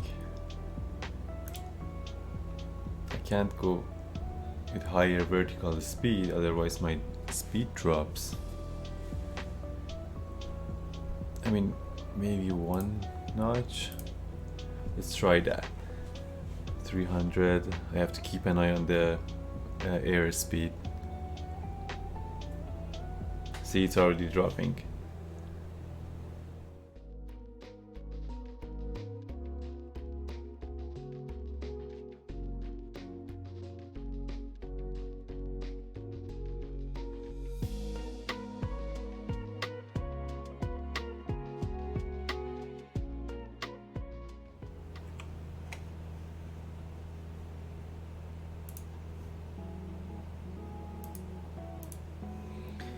trying to get an updated icing condition chart. Oh, this window is closing again.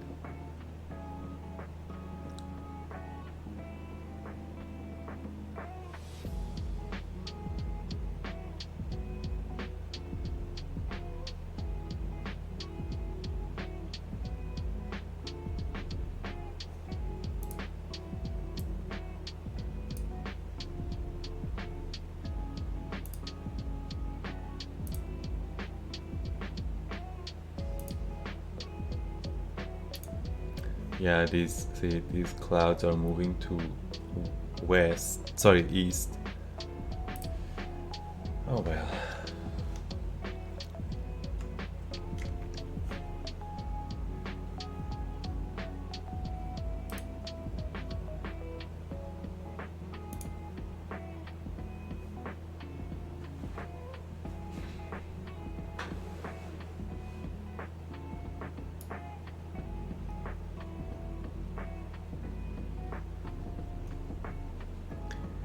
Okay, so let's see if we can get better performance.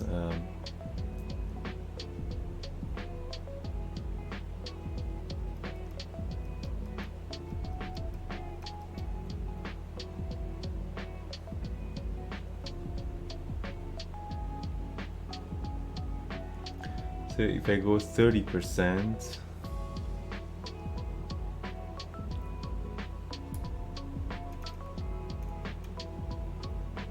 doesn't change that much. Maybe it's dropping 25%.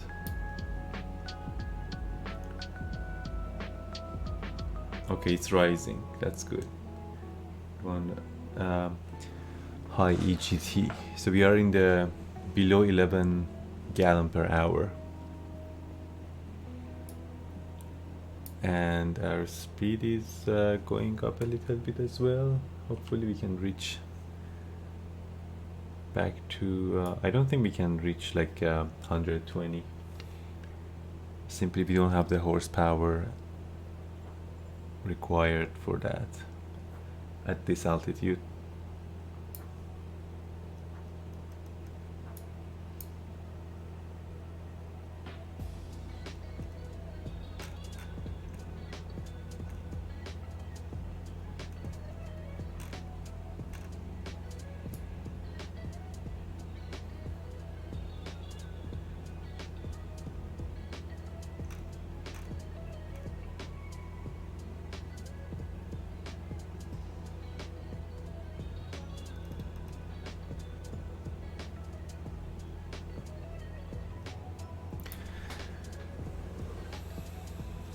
Not too bad, ground speed 116 knots.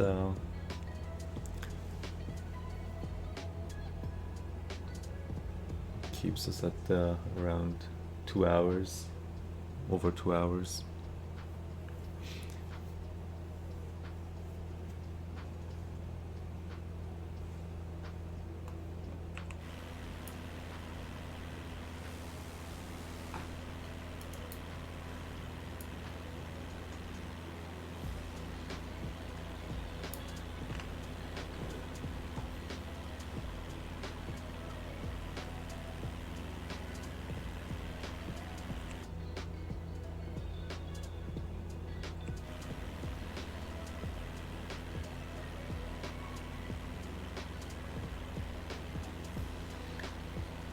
The thing is, we have more stronger winds here as well, so that's kind of helping us, not in it like directly, but it's better than nothing. And we are getting the best fuel performance as well.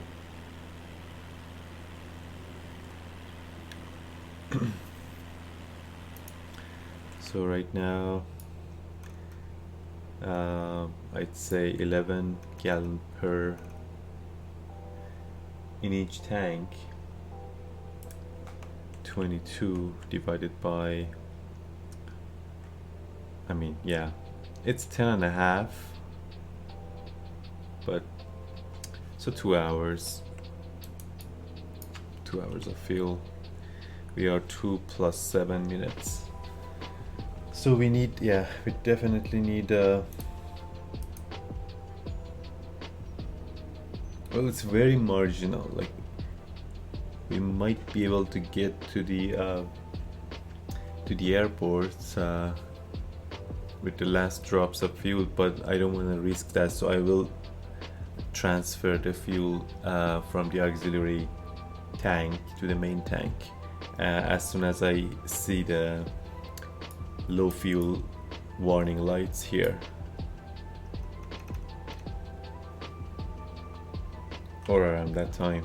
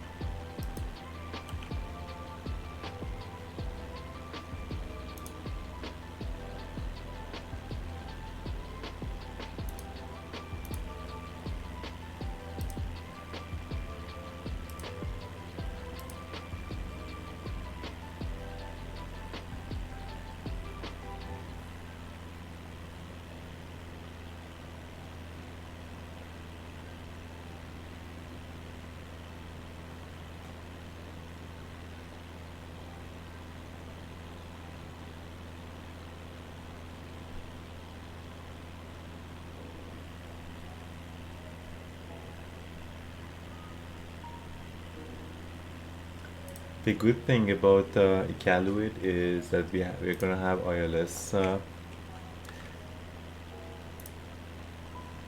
landing. We can have ILS landing, I mean. So even if we have any fog, so we should be good. Even if I get a little bit of frost on my windshield, as long as it doesn't terribly affect the performance of the aircraft. Sorry.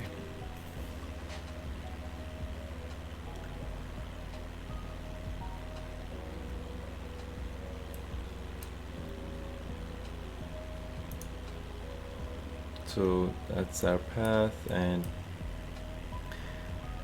once we arrive in, I don't know what this is called, Gulf something, but I'll aim for Bilko, heading 343 and straight to runway 34, and that's our ILS frequency. We also have ADF and BOR, both. It's pretty good equipped, tiny airport considering how far it is in north.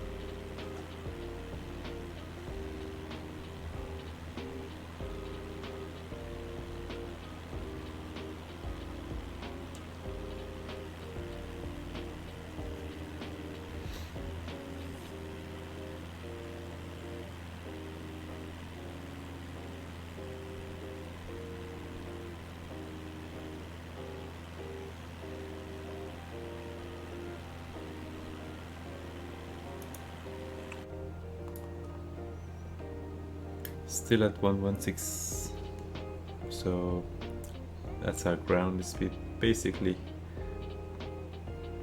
that's our maximum possible speed at this point.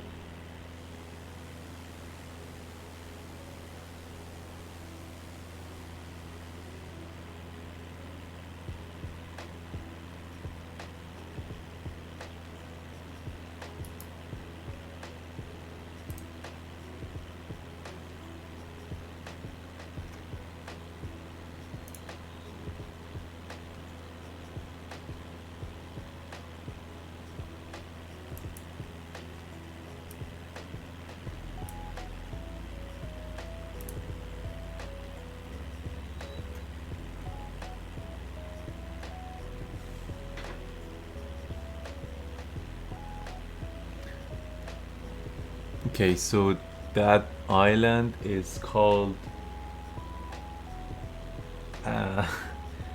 Akpatok, something like that. Akpatok. That's what it is.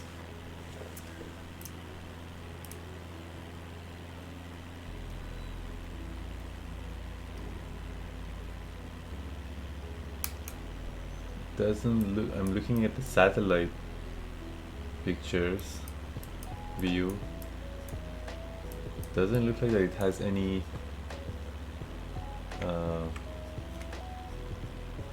like, you know, any sort of infrastructure. I don't see any man-made structures, roads or anything.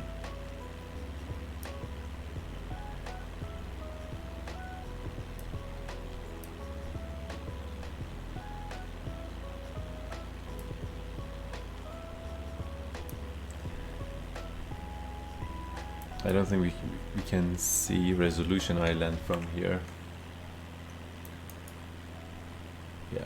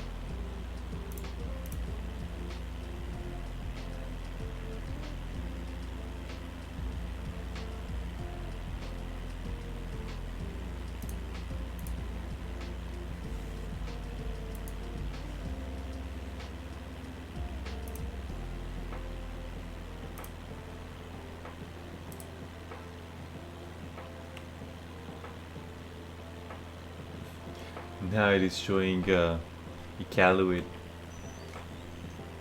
cloudy, overcast again. I don't know why earlier it was showing sunny. Anyway.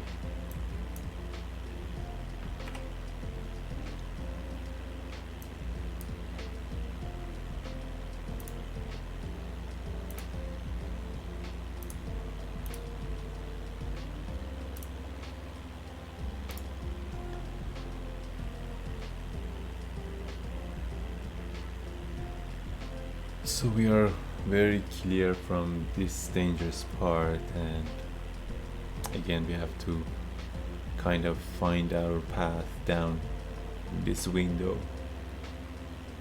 to face with the smallest amount of icing possible.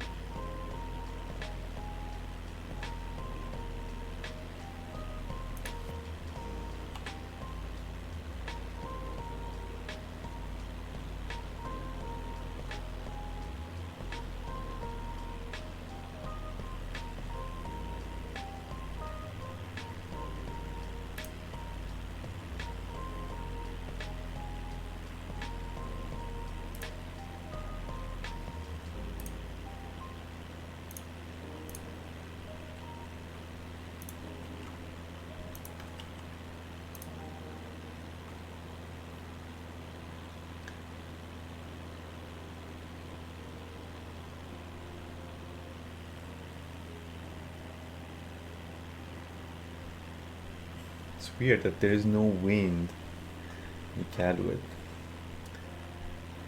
Zero wind. Temperature 0 degrees, dew point -5, visibility 30, altimeter 3005.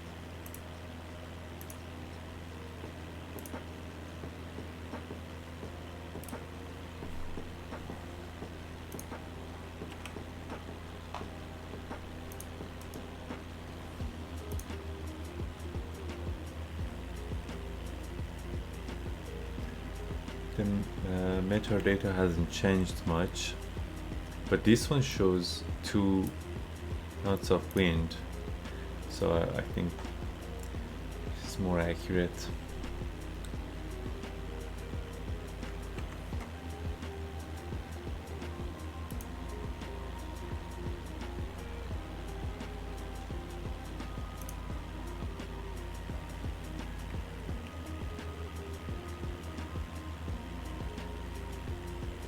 Yeah, that matches with Meteor Blue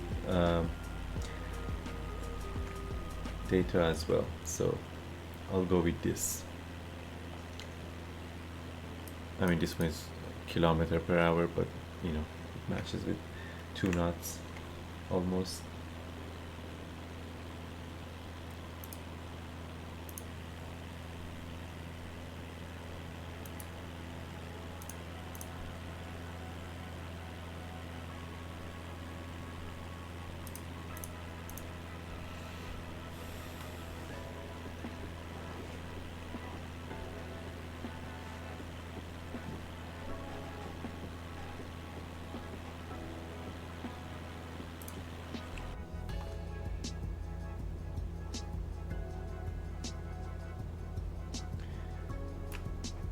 Fuel, yeah, almost 10-20 gallons total. Oil temperature, pressure, vacuum, ammeter, EGT, fuel flow.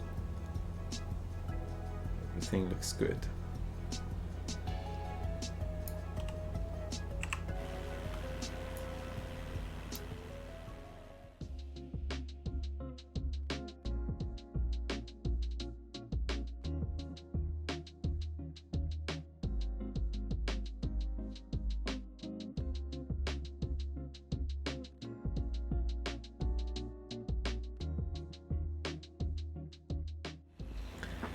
Okay, I need to refill my water and I'll be right back.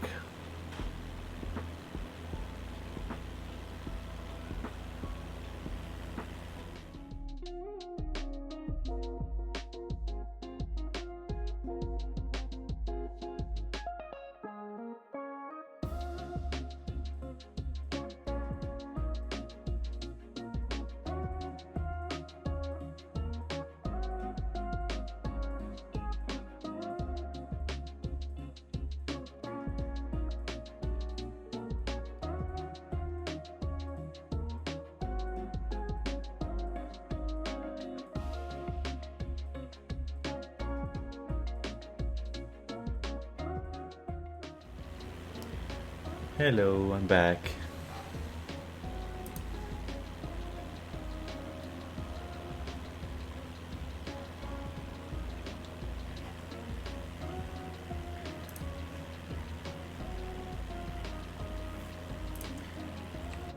So how are we doing here? Things look normal.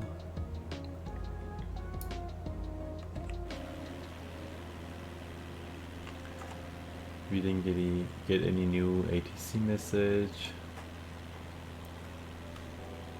It's all good.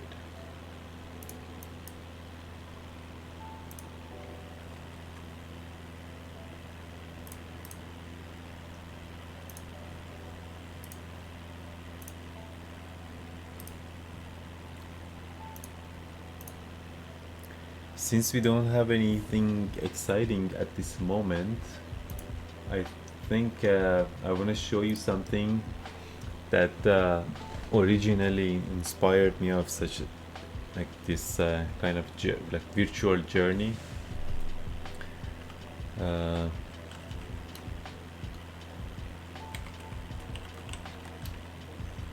I watched a series of videos on YouTube.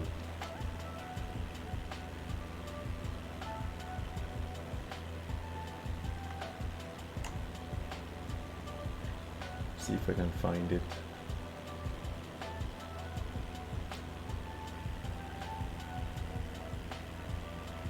Yeah, the channel is Fun for Louis. Let me bring it up here.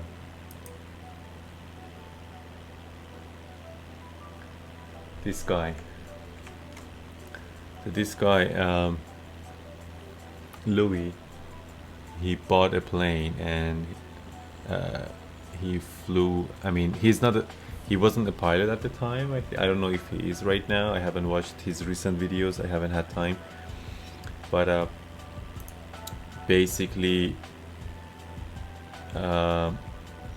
his friend, who is a pilot, he flew the plane and they both went around the world. Like this happened like what, 2 years ago?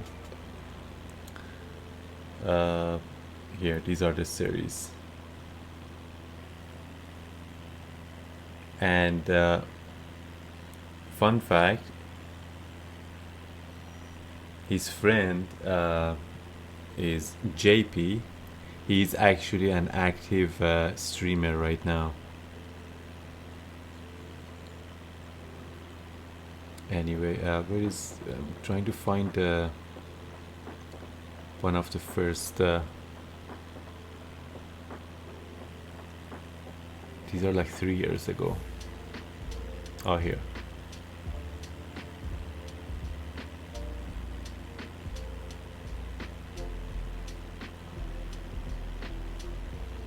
They flew with a Cessna, was it 210 or 29? Not sure which one. It's been a while that I watched this series.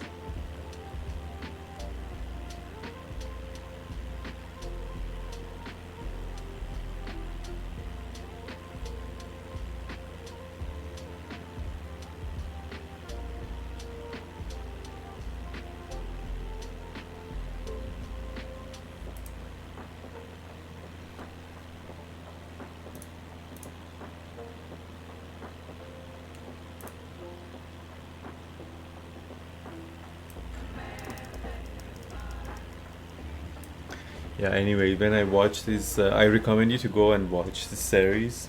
It's fun. It's fun to watch.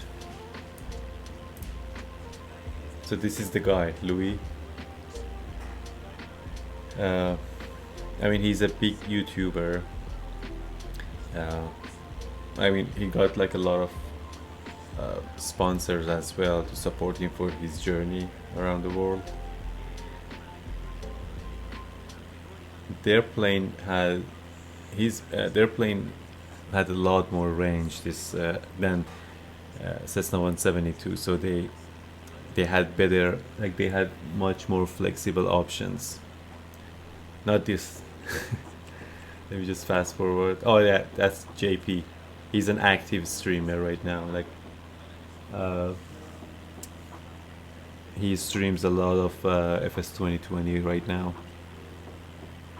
They're like planning right now. I recommend you to go and watch the whole series. I loved it.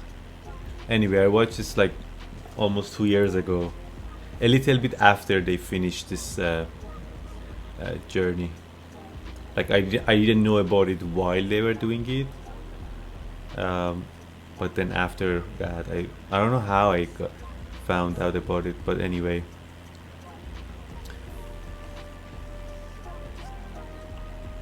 That's their plane.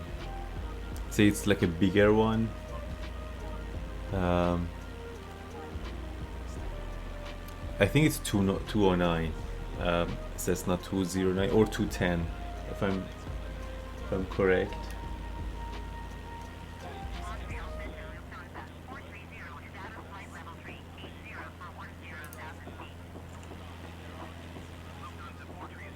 Okay.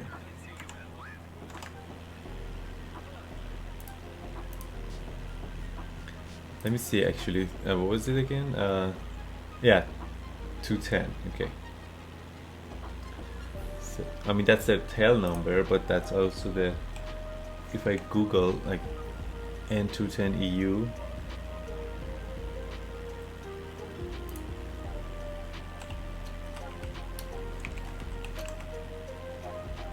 Cessna T210 L. Yeah, that's the registered tail number. Are you able to see that? Okay, maybe. Oops, no. Anyway, yeah, I totally recommend this. So much fun.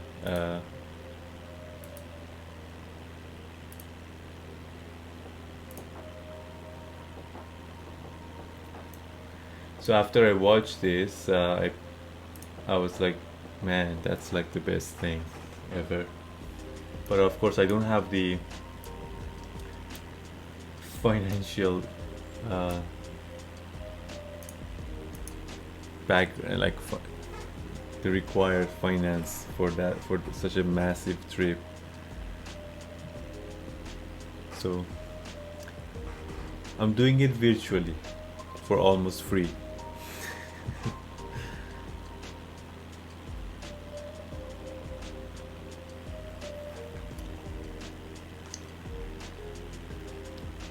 I was going to say that it's pretty sad, but I mean, not everyone can do that. You have to be very lucky. Like, you need to be at the, you know, right location at the right time to be able to do. It's basically a privilege, to be honest. It's a great privilege, but it is like not everyone can do that. Or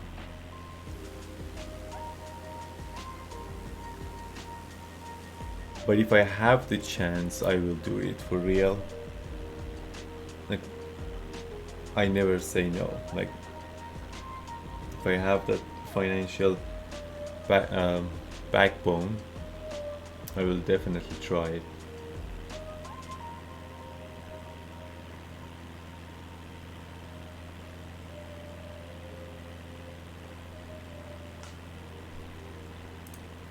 And that YouTube series that I showed, I think it's a very long one.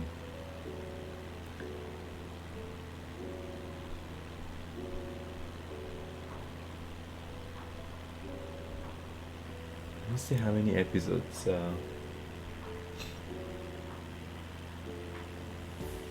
I think they did it in a span of like 2 or 3 months, something like that, if I remember correctly.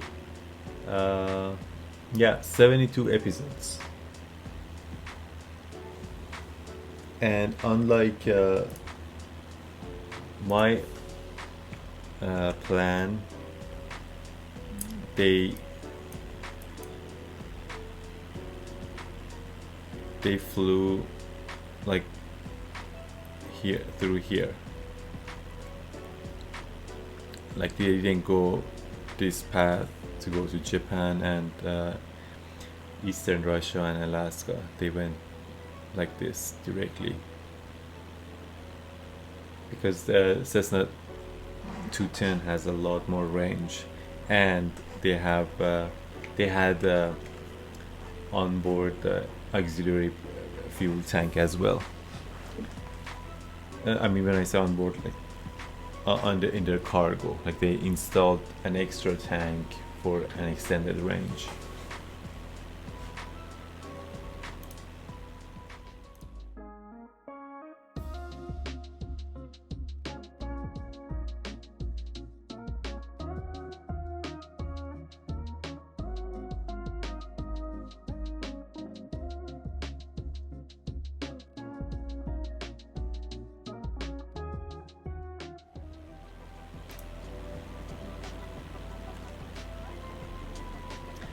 My co-pilot is passed out or something, like he doesn't do anything. 134 decimal flight for Araj Charlie Alpha 005.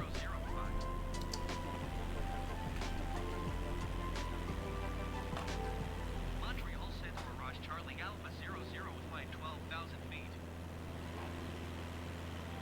Hello, Charlie Alpha 005 Montreal Center, continue as planned. Altimeter tree 0.09er.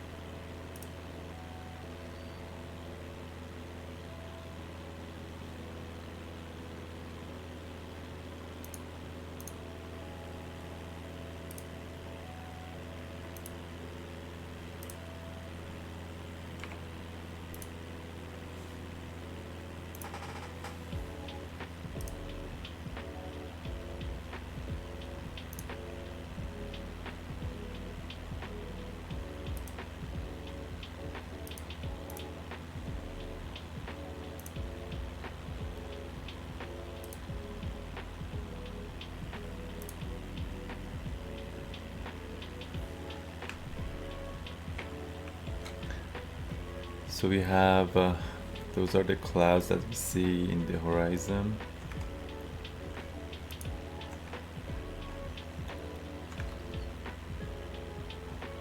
We go all the way to 6,600 feet and go icing.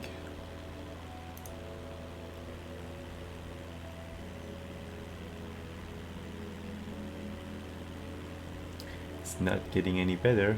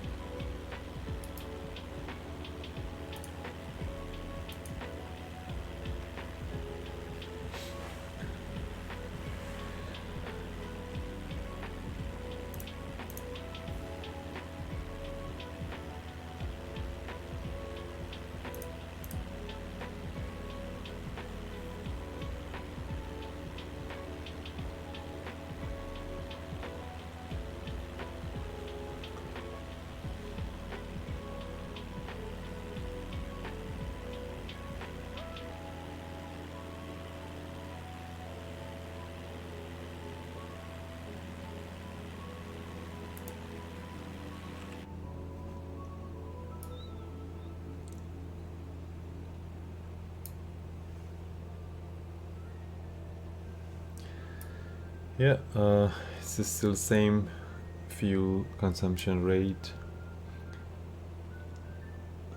So 18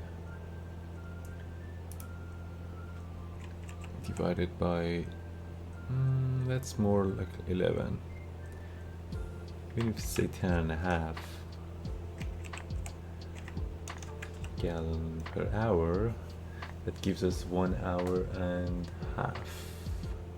But if we round it up to 11, 1.6 hour, a little bit more than an hour and a half. It's like dangerously close to 1 hour and 24 minutes that we see here. That's our main tank, of course, as I mentioned several times.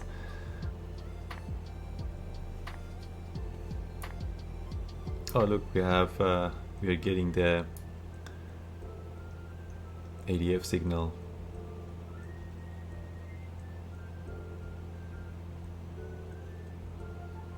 So by the time that this is pointing to our 9 o'clock, we will be 285, where is it?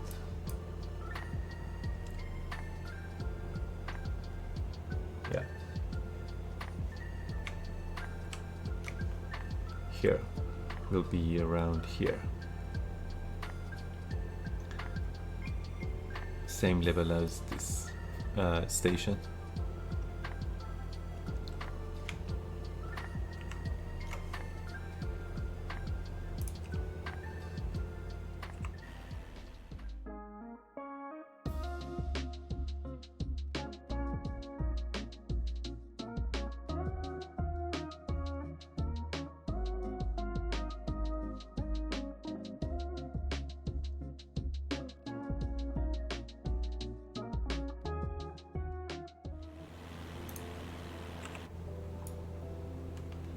Yeah, we are. It's now 9 o'clock almost, and that means we are here.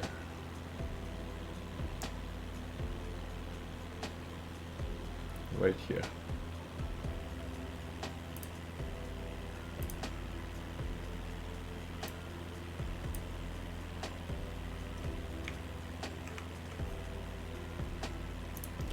And the clouds are coming.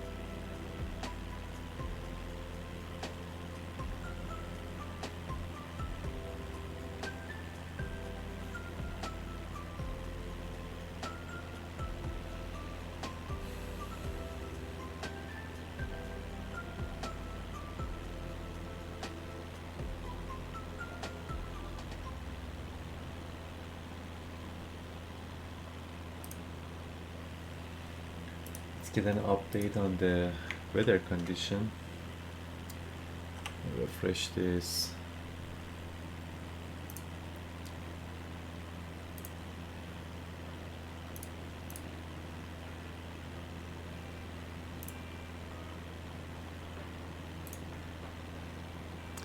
Same icing stuff.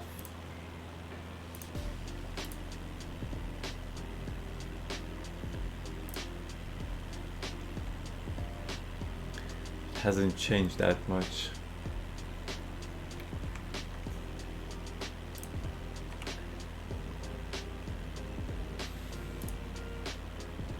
Temperature in Iqaluit is still 0 degrees Celsius. Wind 2 knots. Yeah, it's pretty stable.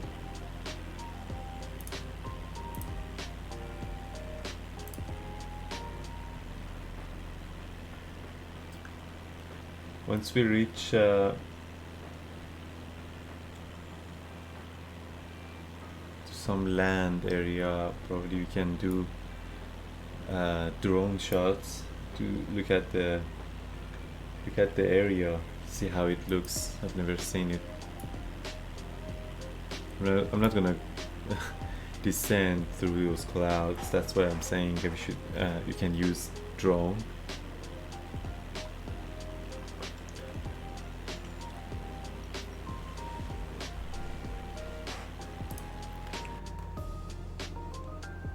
That's 42 nautical miles to our next waypoint, and shortly after that we will have that peninsula. That is, this is what I'm talking about. So we are around here, and this, it'll be interesting to see the land features.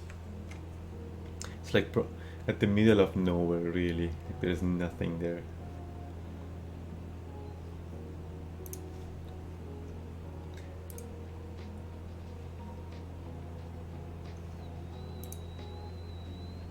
So 40 nautical miles.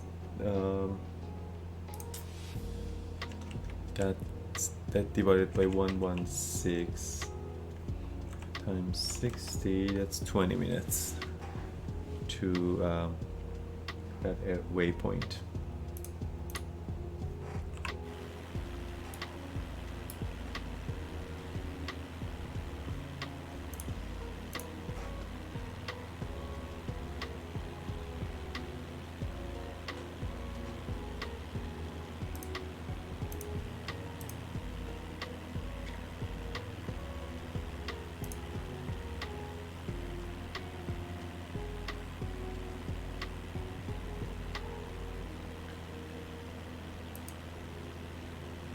This is so long.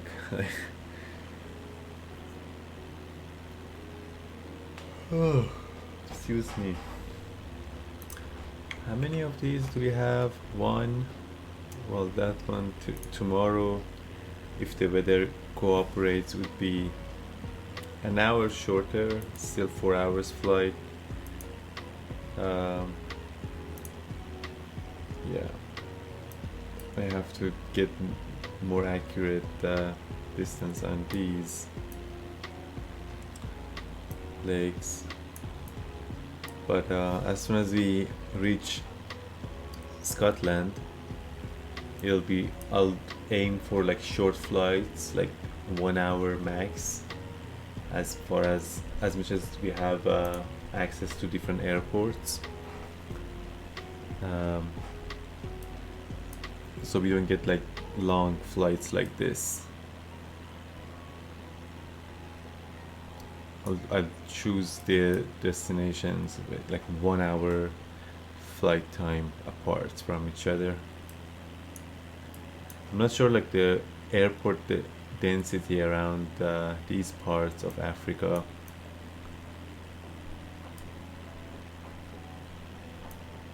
But even here I must probably change my course and get to Germany and maybe fly through Alps, or at least around the Alps, like to get a better sense of Europe scenery.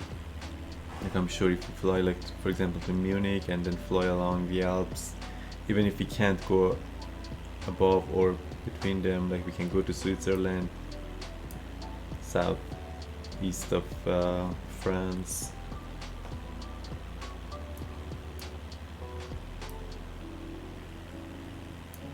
These are like nice mountains as well.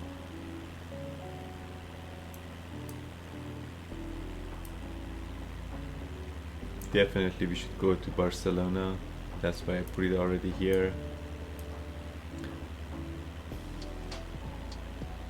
Like there are so many things to see in Europe. Can't wait to get there. We can do flybys of like famous buildings and stuff like that. That's why I should. That's why I say I have to extend this part, go here, and then go back.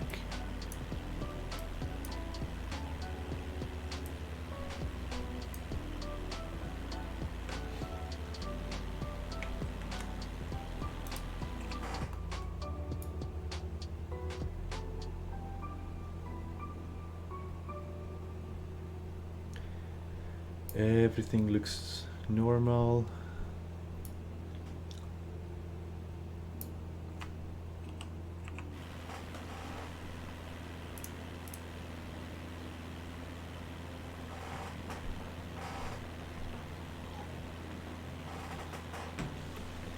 Sorry for my squeaky chair.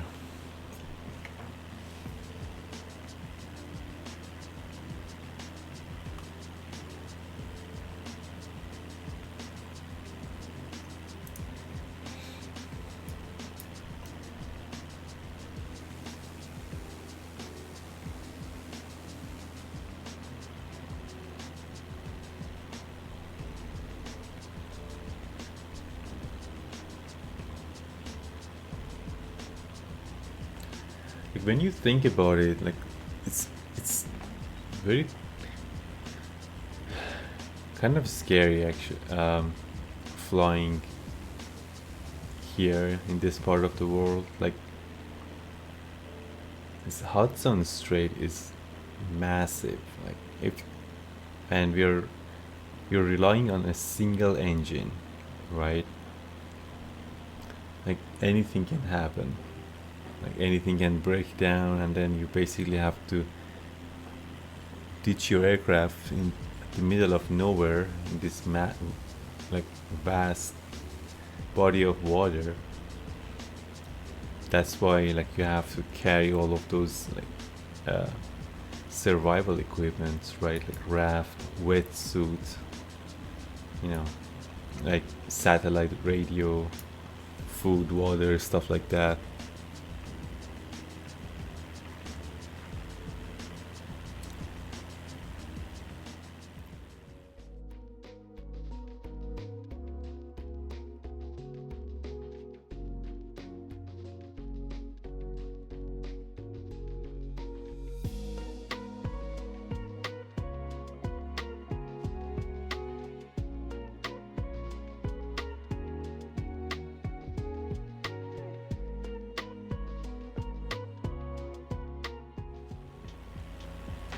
So the dew point is rising. So it was -5, and now it's -4. That means the humidity is rising.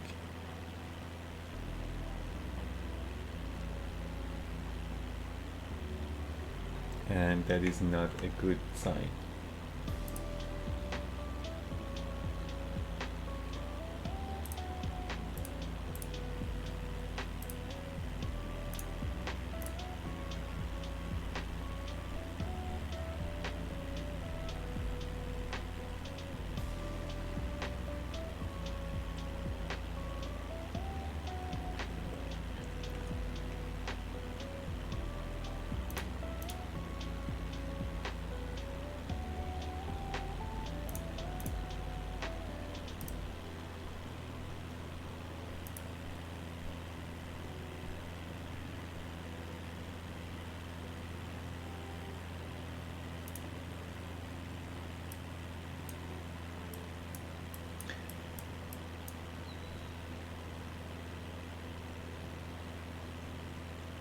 So we can probably tune into our destination frequencies. Uh-oh. Yep. As expected, low fuel light came on.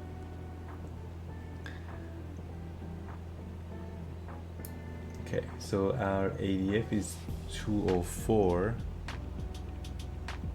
I mean, we're not gonna get anything at this distance, but just have it set.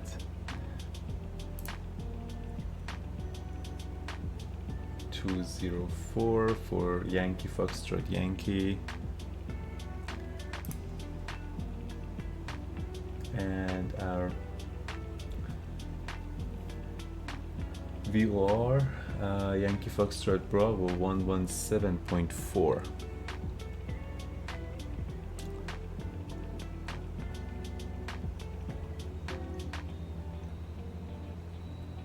(117.4).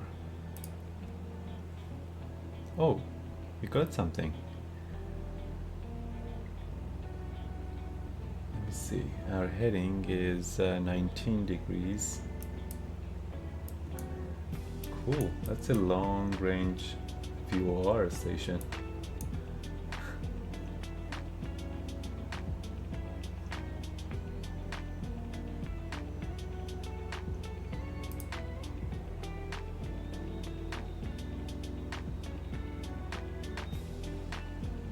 Yeah, that's 2019, almost, yeah. That's the VOR station in Iqaluit. So we are getting the signal from there. And in, what was it? Yeah, 16 nautical miles, we will reach this waypoint. And from here to Iqaluit is, yeah. That's basically the approach part. We're not gonna descend from that point though, but what's the distance from there? I'm guessing like something around less than 100 nautical miles, something like that. Oh, it says it here. No, that's for until we reach our next waypoint.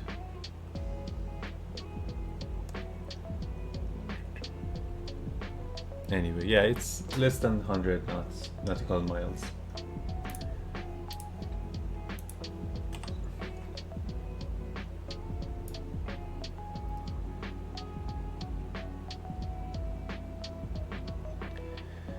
Okay, so since we have low fuel light on, I'm going to transfer our extra fuel on board and virtually pump it to our main tank.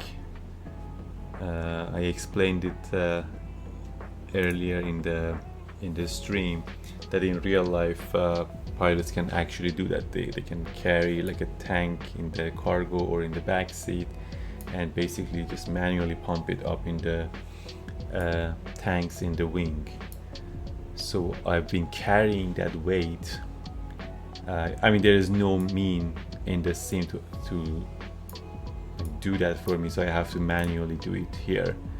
So we have 75 pounds of fuel on each side on the back seats. So that translates, yeah, a total 150 pounds. That is 25 gallons of fuel. So I'm going to transfer that. Let me see. Right now we have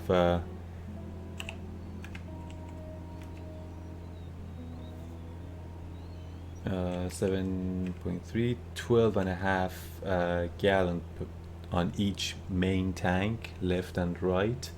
A total of 25 gallons. So each tank should have 19.83.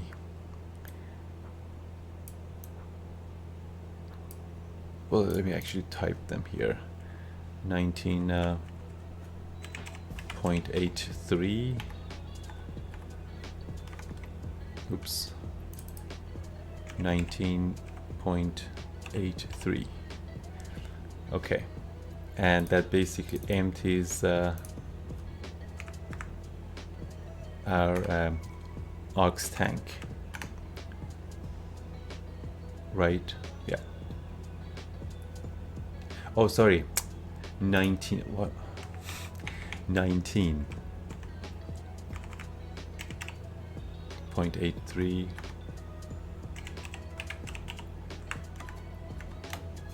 Why did it change to the one here?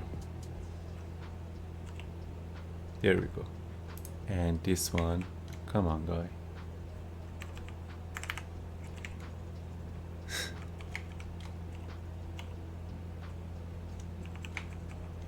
Why does do that? 83. Okay. Jeez, it's not that difficult. Anyway, that's good. 19.83.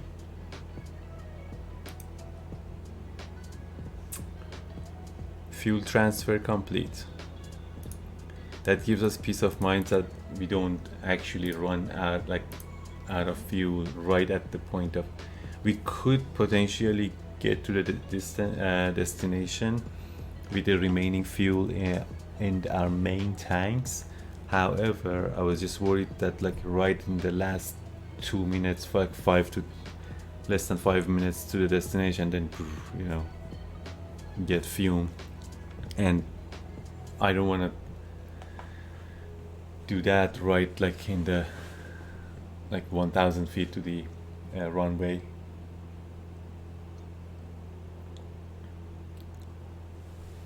So we'll see if this was necessary to do this fuel transfer or no, because again we had 7.33 gallons of fuel in each tank, right? So once we land, we will check and see how much is left in each tank. If it's less, we'll know. Anyway, so now we have how much more range do we get? So 15, 16, let's say 6. Well, yeah, this looks like that it's showing lower. I just noticed, because right now we have 19. I would think the needle should be up here, but I'm gonna go with this because obviously you don't get every last drop of fuel from the tanks. I'm not sure at what point it'll actually stop the flow of fuel. Maybe let's say for 2, right? The last 2 gallons of fuel in each tank would be useless, so 17 is good. Right now it's 15, 16, 17-ish times 234 in total in both tanks, divided by 11 gallon per hour, 3 hours. So we got 3 hours of range at this point, at this altitude. The lower we go, we get less range, of course.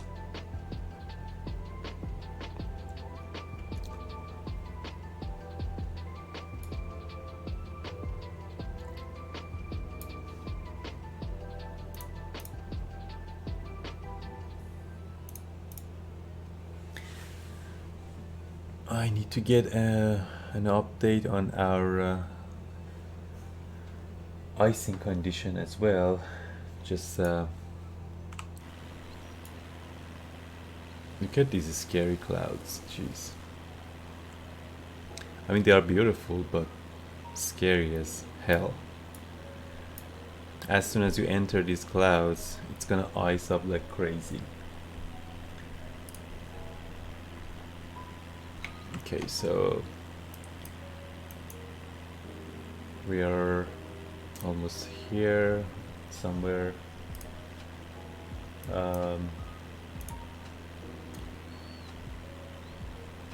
Actually, sorry, closer to here, because didn't we just pass the waypoint? Oh, we are about to pass that, yes. Anyway, so going back to our weather maps, let me refresh this. Okay. So if we get it almost approximately from here to here. Okay.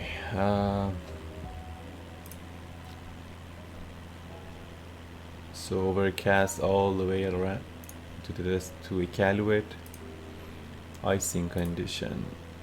So we have this window that I have to use in order to descend.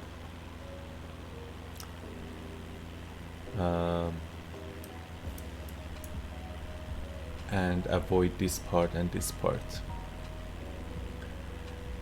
Avoid any red parts.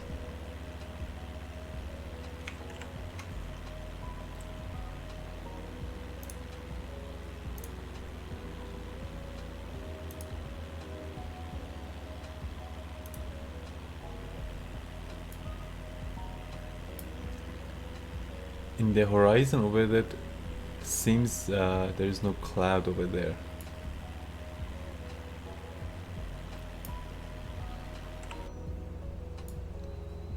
See. Yeah, there is no cloud. I can see the ground actually. It's interesting. I don't know, it's like the same thing behind these massive clouds. Looks like that we are going to actually go through these. I don't want to, but looking back at our plots here, cloud, see it goes up to, I mean, we have a very high humidity, relative humidity up here, but the clouds are only up to 6,600 feet. We are at 12,000, so almost here, but I'm not sure why we are having these massive clouds here.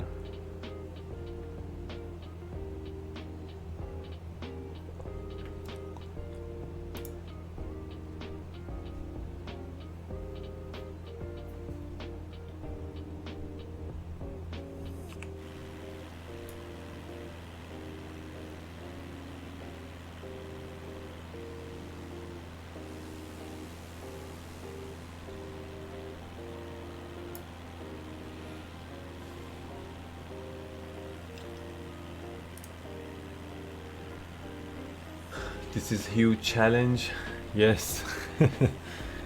I'm very nervous about it.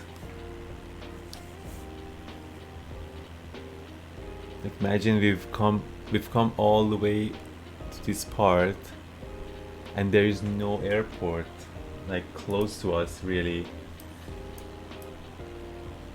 Like, that's our destination, like that's the only way. You can't even go back at this point.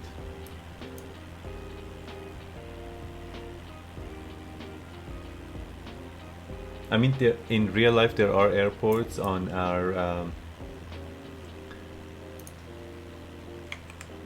like here, for example, this airport, but this doesn't have any better conditions than Iqaluit.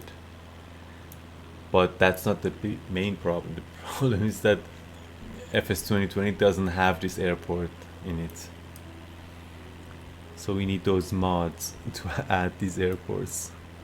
That's why this leg of the flight is such a long one. I didn't want to have like 5 hours flight.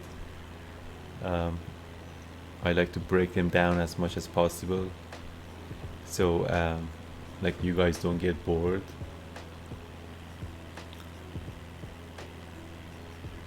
Anyway, like these airports, they don't exist in the sim. All of these,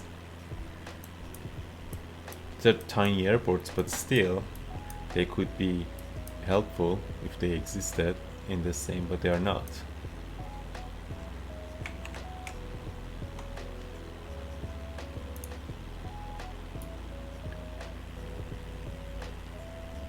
See, once we pass this mountain of clouds, I'm gonna see if this clear part.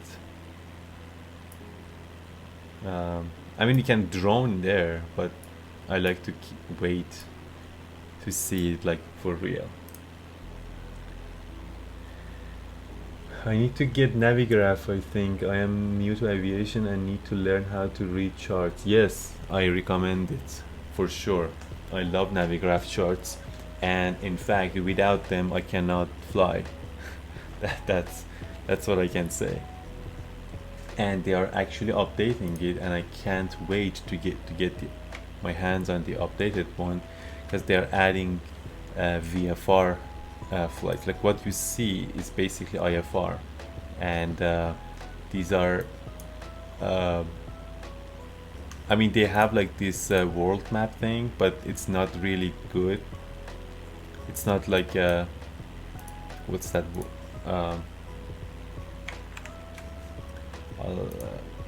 Sky Vector. Hey Crosby, hey Crosby, how are you doing, friend? Welcome to the stream. What does Navigraph provide that Sky Vector doesn't? I'll show you. Nice.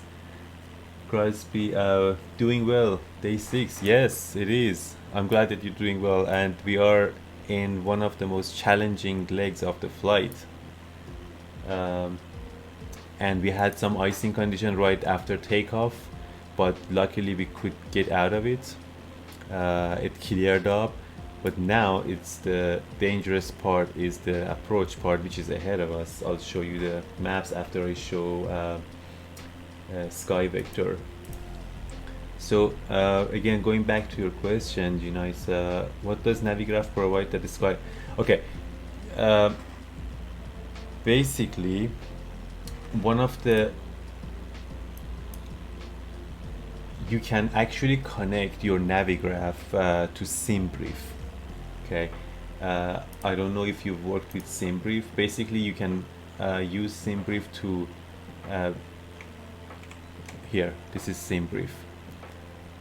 This is where I plan my flight, right? Like you set everything here. You're from your aircraft, from like arrival, like I mean departure, arrival, everything, like fuel, amount of fuel, cargo, whatever, anything, and you can plan your route, and it gives you the briefing, like all of the stuff here. It's a long report, like it's like similar to real life with all of these charts, and you can download it to your sim. So that's a very good thing. Navigraph basically connects to SimBrief and gets all of that info automatically, basically, and that's what you see up here. Like everything is loaded here. And what the most important, this is not even the important part. The important part is these charts. These charts, you get all of this for the entire world. However, with the Sky Vector, you only get these charts, I think, for not many, I think US only. I don't know about other countries really. Also, if you really want, you can turn on the moving map, and it shows you like it moves around. I can actually turn it on this map here that you guys see. It is on for this on my streaming PC. I mean, we are too far, but once we get closer to Iqaluit, I will turn it on here so you can see the same kind of arrow on my on the approach chart. You can actually see my path here. Again, the amount of charts that you get, like you can see, you get your, I mean, this airport doesn't have any star, but big airports, these star charts are very important. Your seat like standard instrument departures. These are very important. I don't think you get these in what is it, Sky Vector. And then you get all of these airport charts. Again, this is a small airport, you don't see that many charts, but like let's say like Heathrow, London, there are tons of different charts for these, like for every single approach and like runway and everything. Plus this is made for flight sim. Okay, with Sky Vector technically you're not allowed to use it for flight planning. Yes, it's free, you can just go there and open it, like view it, but for flight planning you're not allowed to, because it's for real life and it's only working for US. Oh, no problem, anytime. Sorry if I get carried on. Sometimes I over explain things maybe.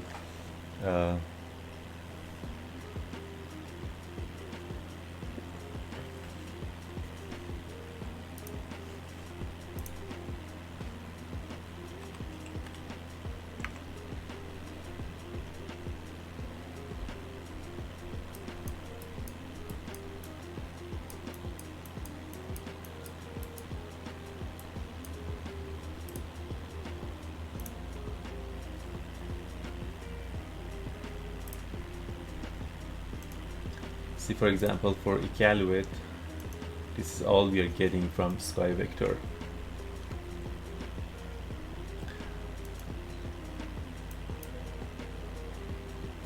I mean, you get a lot of stuff in the US, like mainland US, but for other parts of the world, like you only get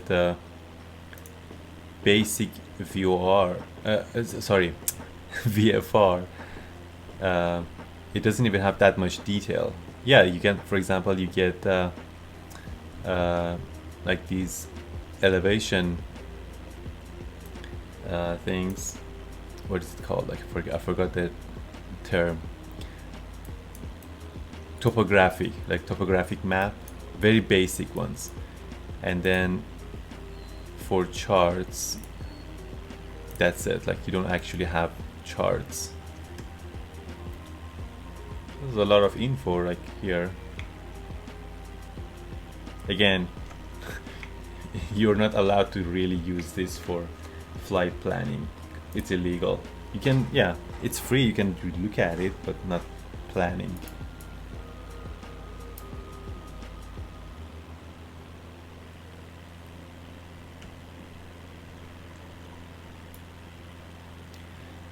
Oh, we're gonna go through that cloud. Okay, so let me see. We are on this peninsula, and I'm gonna actually deviate from my path because I don't want to go through that, and I can't go really higher. So let's I'm gonna cancel the IFR flight heading. Let's go to the turn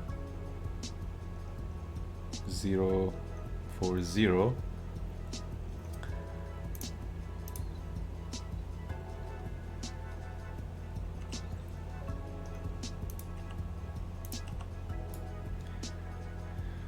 Hopefully we avoid the moisture in the air.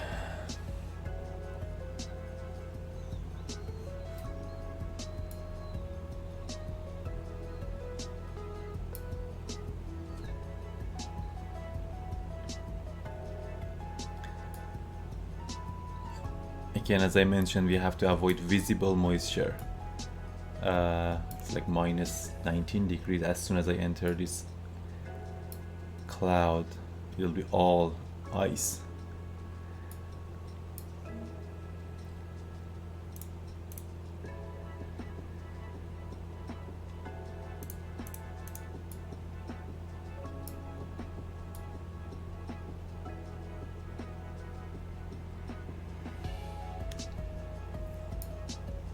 So IFR, I'm gonna get flight request instead. Center Rush Charlie Alpha 005. Cancel IFR at this time. I mean, technically you don't do such a thing in real life. You get, Canceled radar service terminated. you basically request a different path and they guide you through that requested path, but there is no such feature in this sim. I can't just tell them, oh, can I go here? That's why I'm canceling it. Montreal Center Rush Charlie Alpha 005 is type Cessna Skyhawk. Request flight following. Arrosh, Charlie Alpha 005 Montreal Center. Squawk 0732. That's our squawk. Change it. Squawk 0732 Arrosh Charlie Alpha 005. Arrosh, Charlie Alpha 005 radar contact 12,000 feet. Altimeter tree 0.06.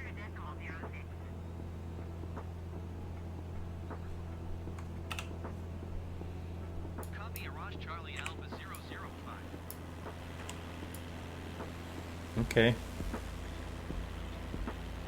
That's good so far. Okay, how about we get some drone shots?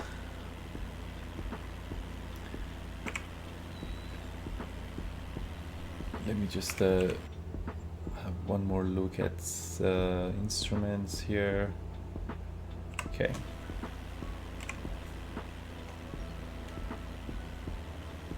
I want to see what's down there.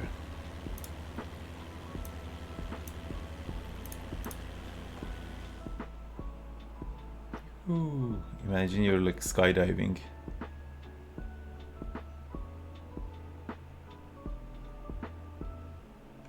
Okay, so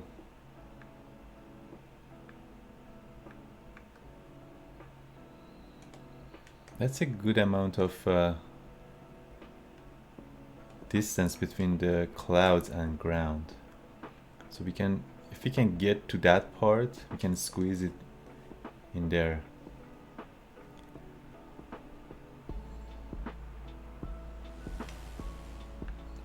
Where is the plane?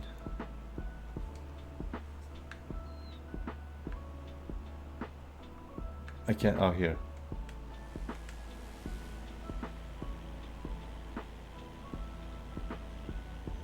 Why did it rotate it? Let me reset the position. Okay.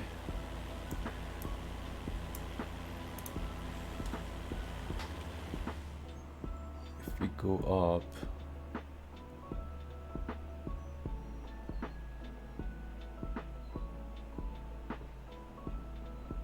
look, there's a good afternoon, Demis.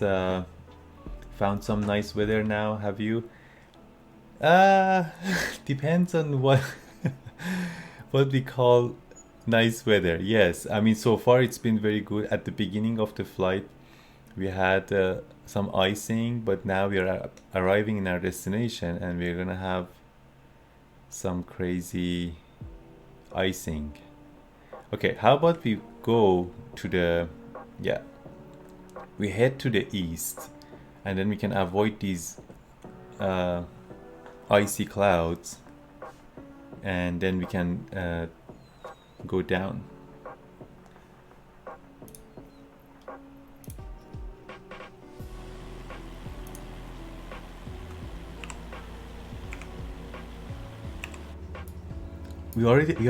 Oh my god, icing is already happening.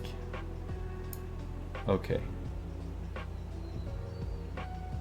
Well, technically we are there.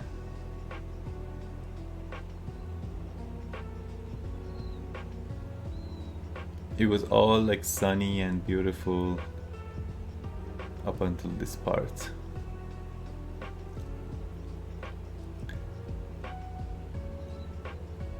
So I'm gonna aim for that area and then start descending.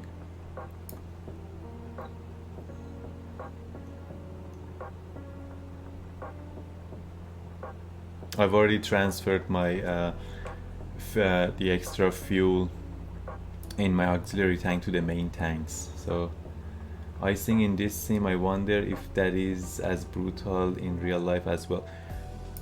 In fact, it affects the lift on your wings, and it affects your engine performance for sure.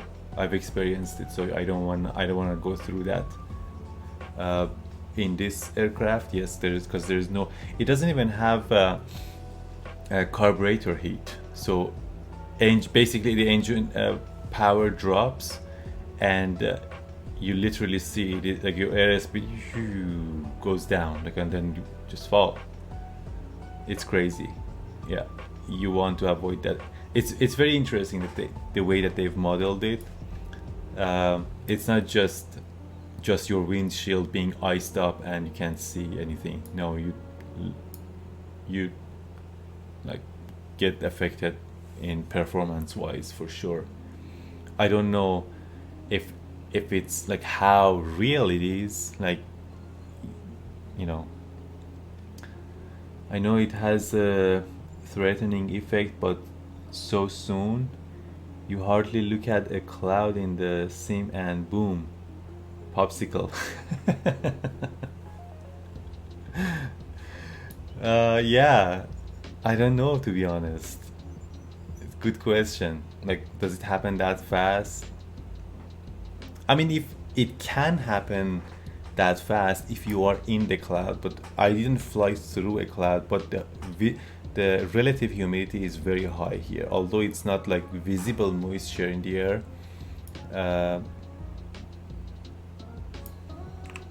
But yeah, you can see like those clouds are higher than me. So that means in this part, the relative humidity is very close to 100%. And once it reaches 100%, then you will have a cloud around you, fog or cloud. I mean, fog is like cloud close to ground. That's what it is.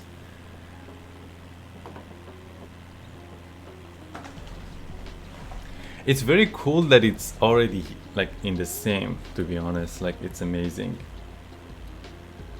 I've never had like in my past older sims, I've never had like any add-on to model icing like this. So like in P3D, for example, I have active sky, which models like rain and clouds and like stuff like that, but it doesn't have icing like this. So this is pretty cool. I like it. And also in real life, you have to avoid, like, for sure, like these kind of conditions. Like in this aircraft, Cessna 172, it simply doesn't have any de-icing capability. The only thing is pitot tube heat. That's it. Like all of your leading edges, like your tail, your engine intake, your carburetor intake, they all ice up. Okay, that's good, guys. I can descend through these clouds. I can go farther to be even safer. Look at all of these like traces of frost. Okay, I'm gonna head down there, that part, and then we start our descent and fly the rest of the way close to the water.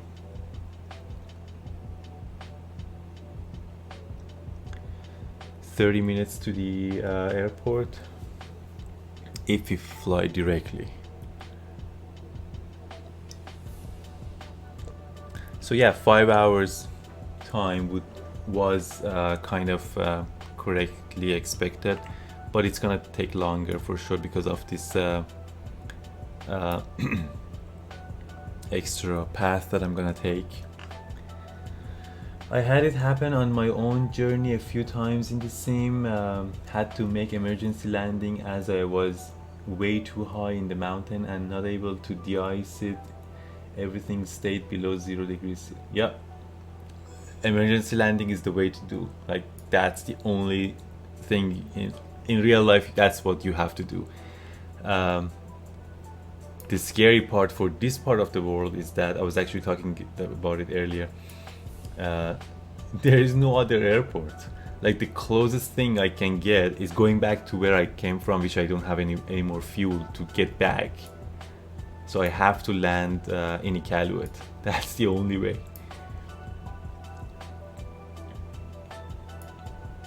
Like, I mean, in real life there are airports around here, but they are not modeled in the sim.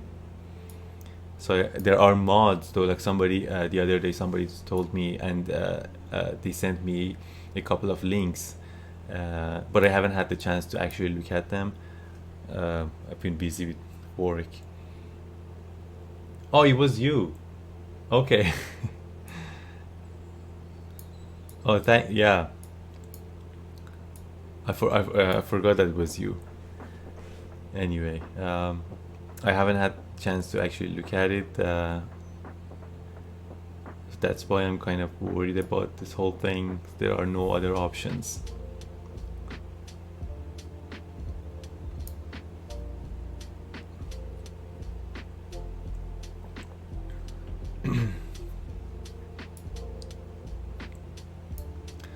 Okay, we have our ADF signal, so that's right at the airport.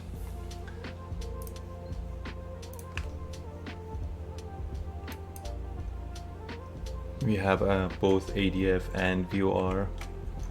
That's both of them are located at the airport, so that's good.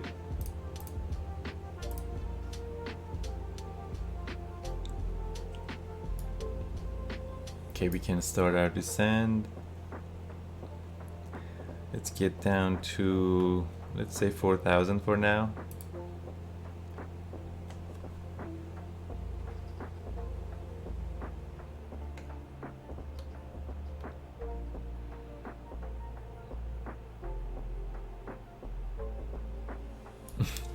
It's funny the way you said it, and boom, popsicles. I think that was funny.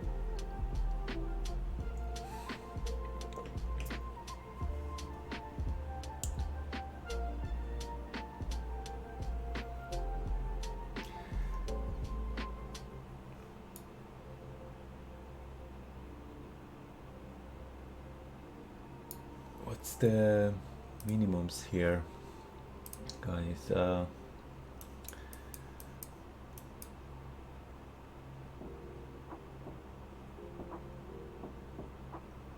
2,000, yep. Say like 3,000 is the minimum I should go down to. So 4,000 you're safe.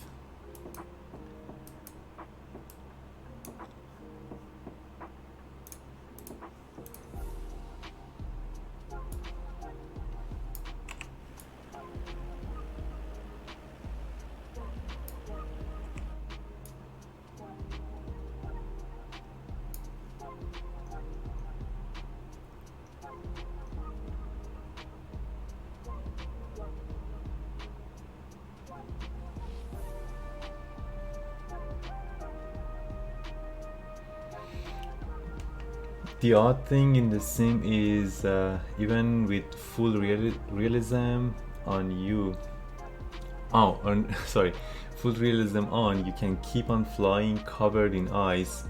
In real life you will lose lift and just fall out of the sky.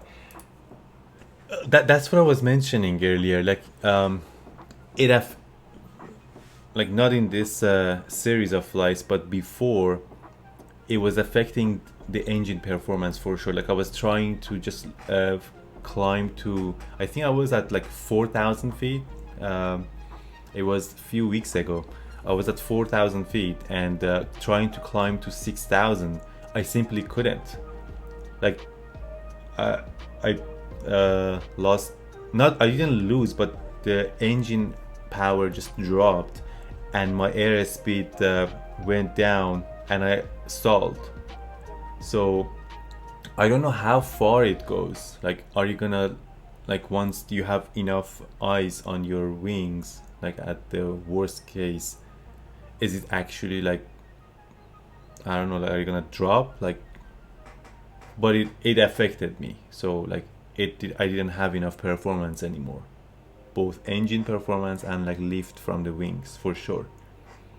But yes, you're right. Like in real life, that's lethal. Like you drop like a rock, for sure.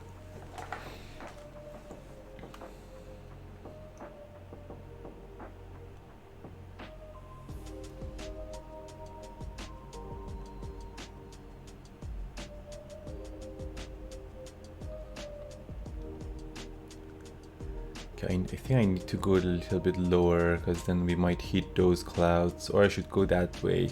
Yeah, let's just go turn that way a little bit.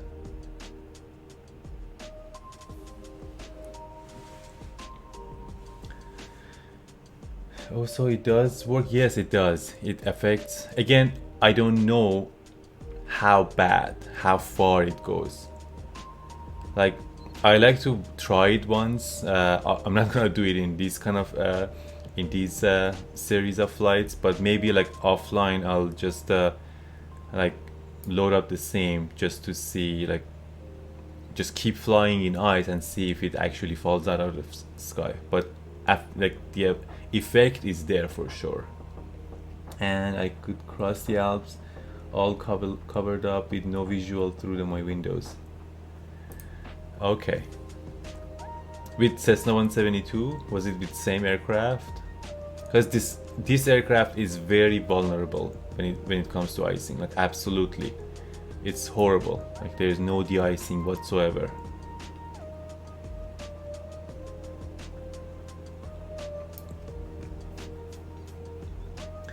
You flew? No. You fly the 208 as bread and butter.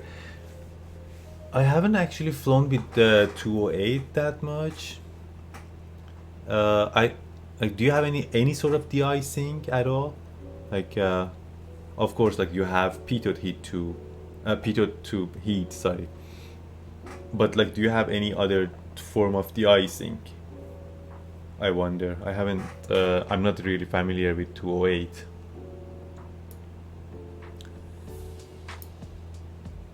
Let's get down to 3500, guys.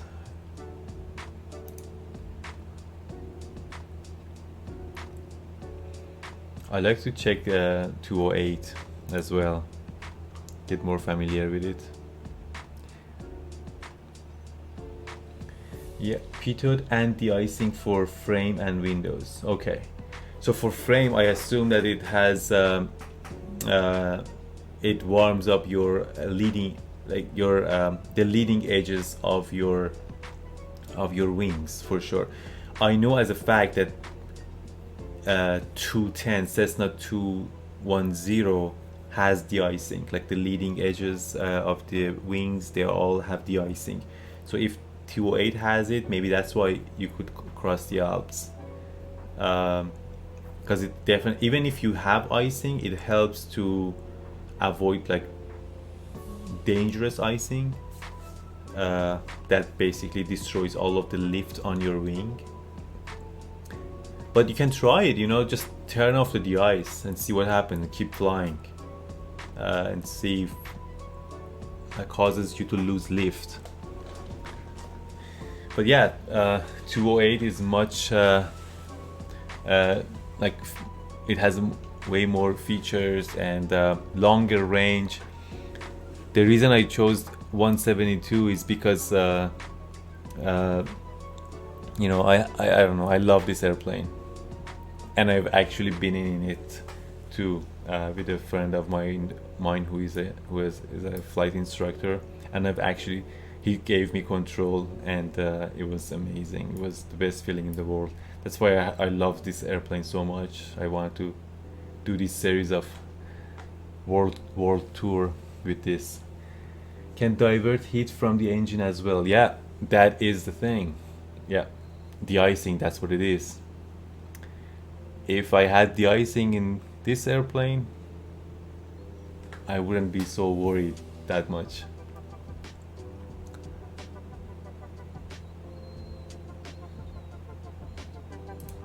Basically, you can have two different kinds of de-icing. Like you can have electric and or like heat, like pneumatic heat, excuse me, from your engines, like pneumatic in jet engines, and like other types of heat from like propeller aircrafts. We'll try it. I have this bunkers flight across the Alps at the Matterhorn board in clouds and minus 40 degrees. Descent challenge, that one. Yeah, let me know like how it goes.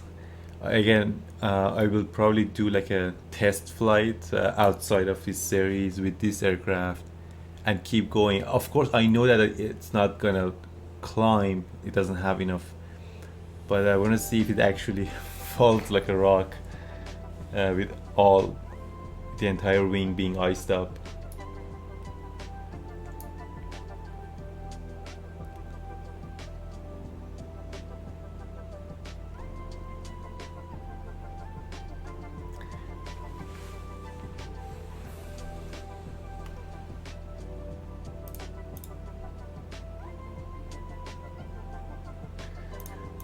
Okay, so we are 28 minutes away from the airport. We avoided a dangerous icing condition so far. We shouldn't get too excited for now because we have all of those clouds ahead. I'm gonna zoom your map as well for you guys.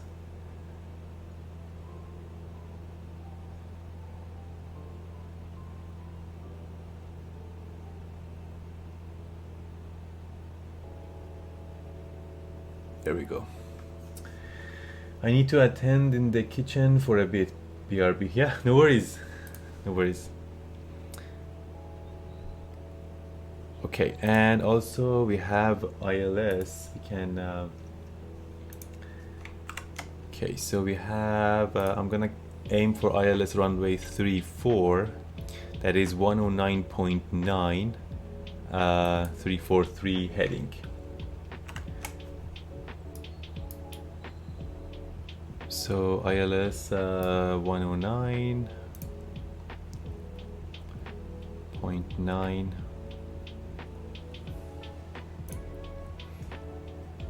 We're not gonna get it until farther in the flight path, but that's the frequency, and then 343. That's 34. 1, 2, 3. That's 343.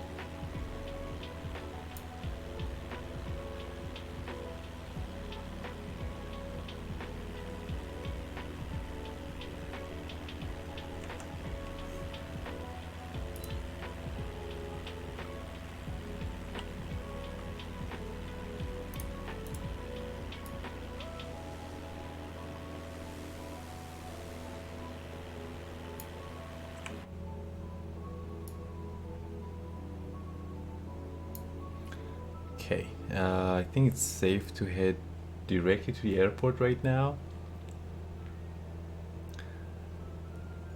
We dodged the icing condition like very narrowly.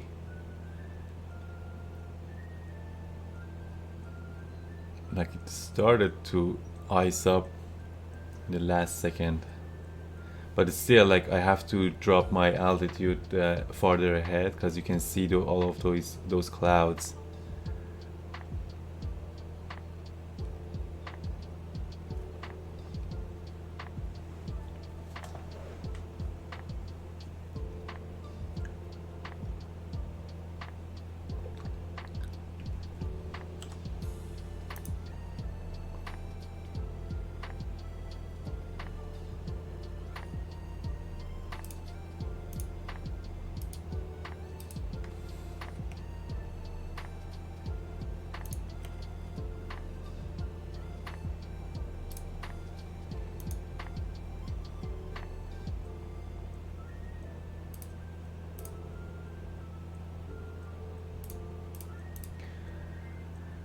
25 minutes to our destination.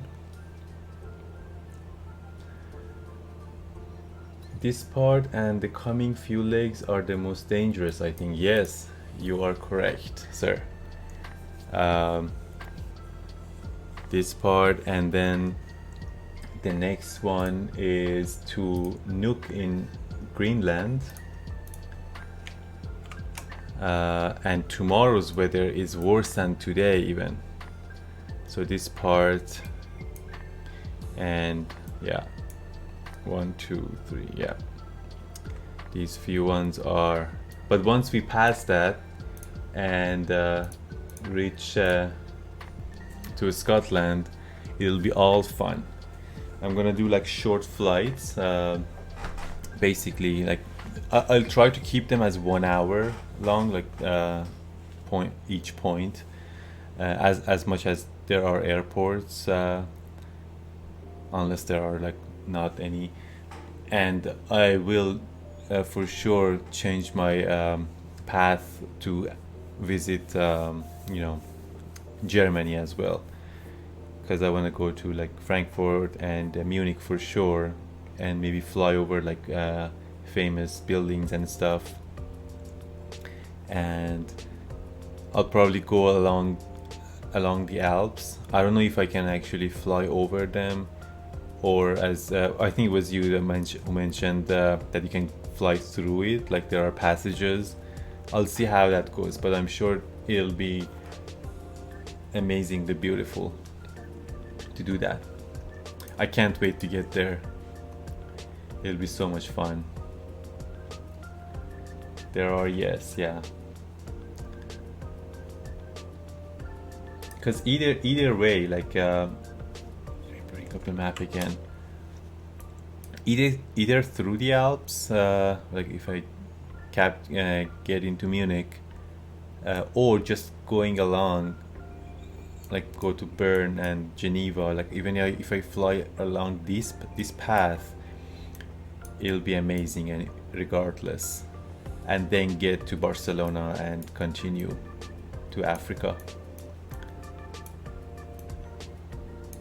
I mean, if I want to go everywhere, there are like so many places that I could visit. Like, I mean, if I go to Italy, but then it'll take like forever. It'll take a whole year to visit all of these places.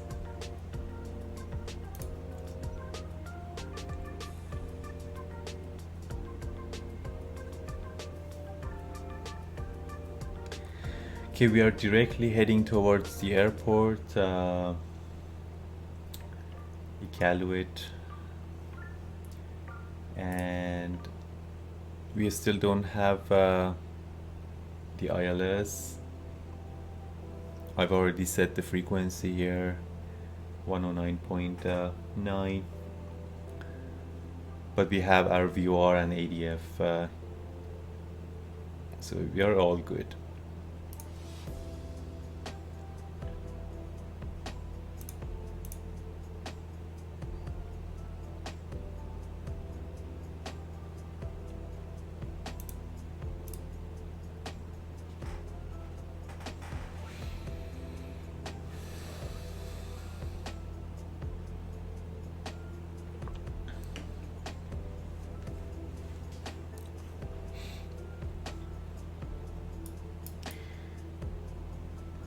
Okay, we are, let me see, I should be able to get better performance at this altitude.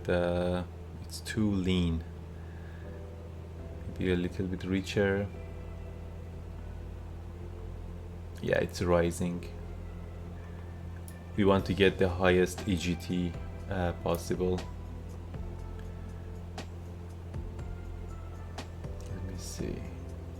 So 35, if I go for, I think 40%. Yeah, it's even going higher. As you can see, our speed is going up as well. We're getting better fuel burn, better performance.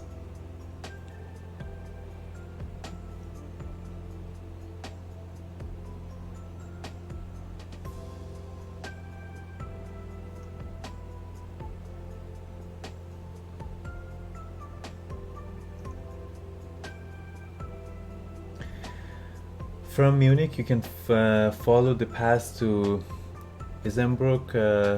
Innsbruck, sorry. Yeah, and how do you pronounce it? Brisanon, Bolzano, and Rovirito Lake, Garda. Oh geez, I don't even know how to pronounce these.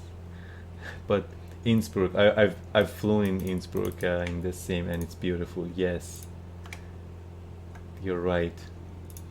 I have to save this. I'm gonna save this path and then probably put them.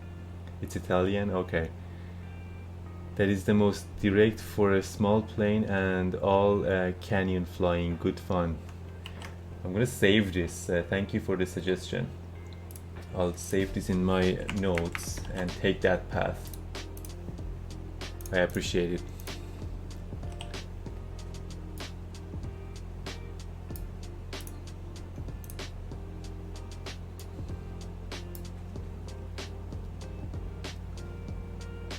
I need more water. I think we're good.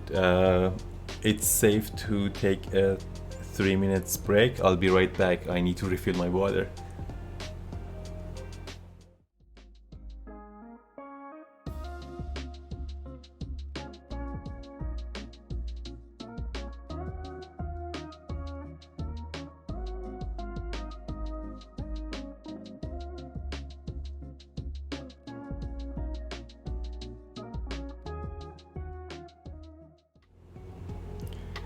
Hello, I'm back.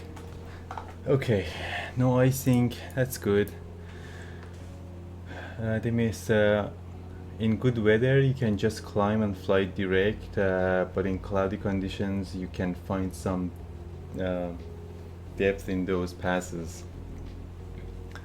Very good to know. Yeah, hopefully we don't get a lot of clouds so we can go a little bit higher, but yeah, definitely that would be a much more interesting and fun path to take. Okay, 13 minutes to the airport.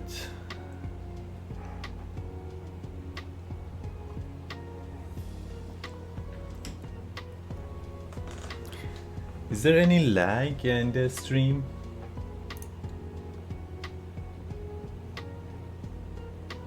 The upload speed is good.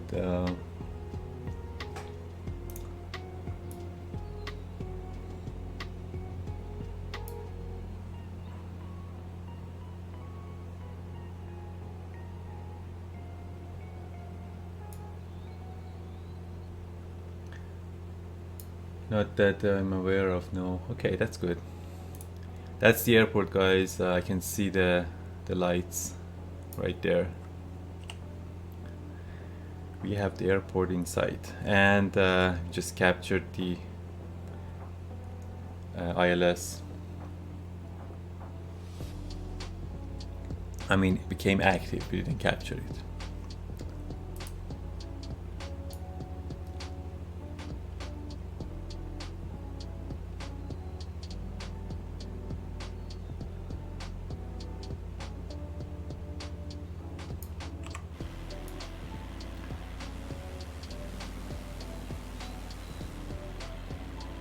We are almost there. Wow, I can't believe it's almost there. I mean, this is just the first part of few dangerous legs, so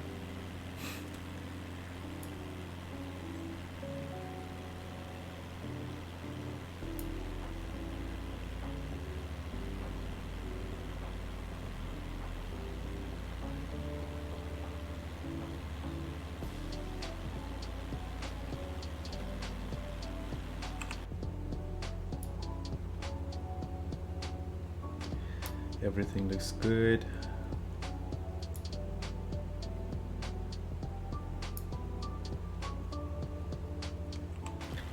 Hopefully we don't get any popsicles.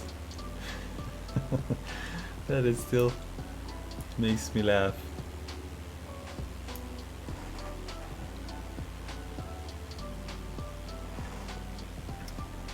It's very calm here right now. Not much of wind. Okay, let's what's going on in Iqaluit? Okay, it's actually +1 now. At the airport, +1 degrees Celsius.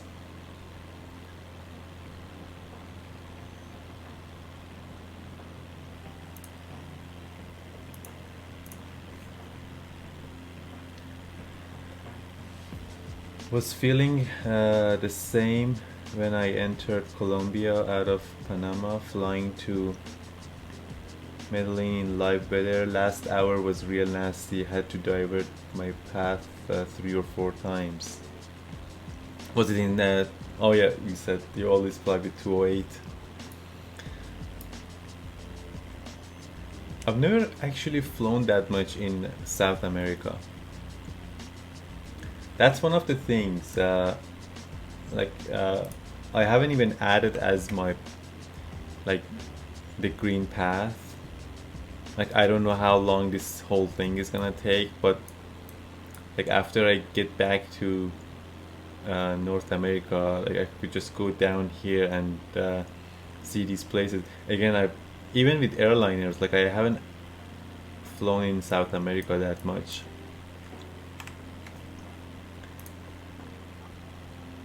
All mountains, and it was cold up there. Yeah, oh yeah, the in Chile. Yeah, they have like huge mountains there. Exactly. Like I bet like even with heavy airliners, that would be a challenge to take off and reach the minimum safe altitude. Like if you're flying heavy with a lot of fuel and cargo, those mountains are huge.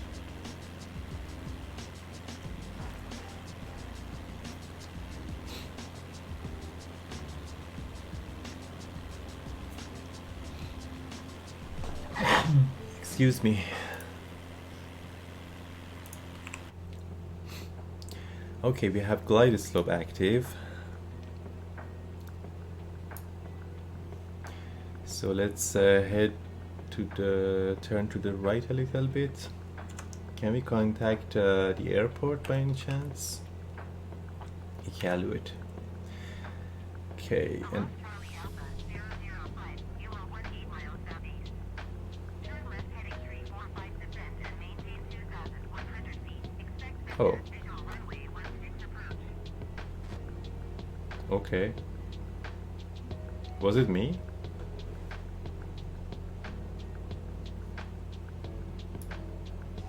I don't know. Was it directed to me? I don't see it here. Oh well. Wrong.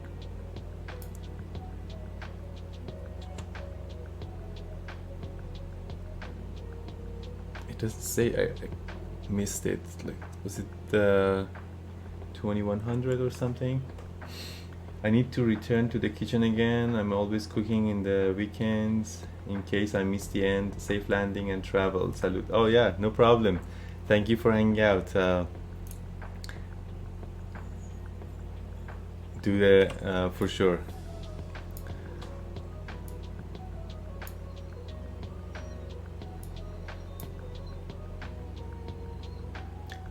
Okay, and descend. I have to get back to my other stuff as well. Cooking is one of them. Yeah, I'll be in the same shoe as you.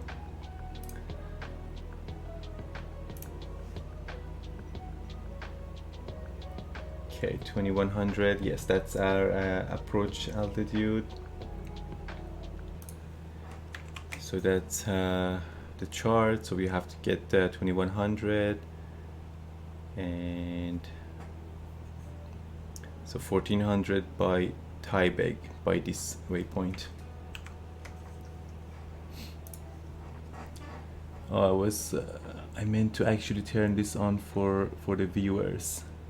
I forgot. me see if I can bring it up here. It's so tiny. There we go. You can see better now. Zoom in. That's for you guys. There we go. You can see my approach.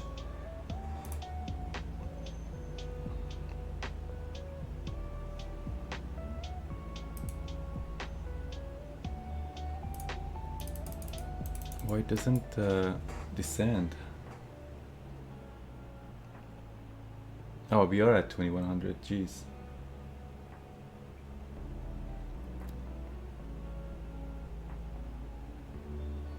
I didn't know we're gonna reach that fast. Anyway, we're good.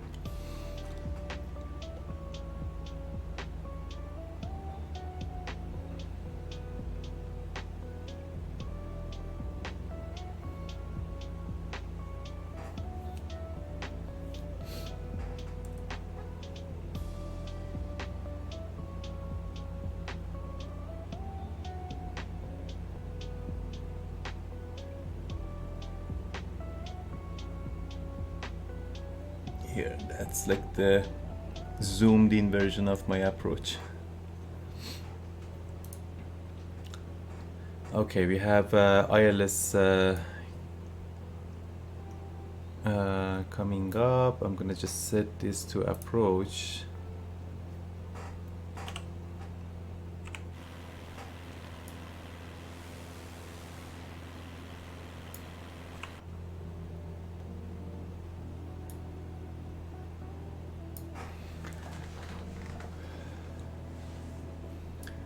Okay, landing light on, just for visibility. It's not that dark.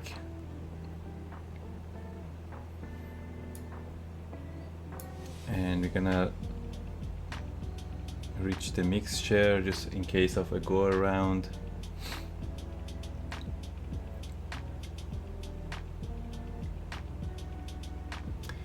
And glide slope capture.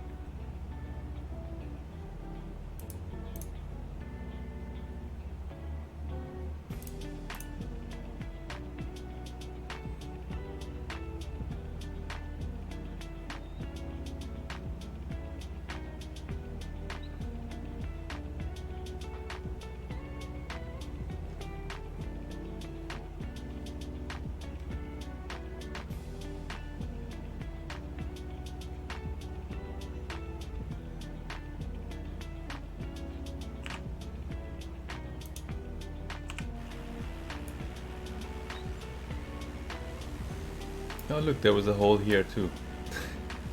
You could just dive down from here. I mean, no, not really. Unless you're parachuting.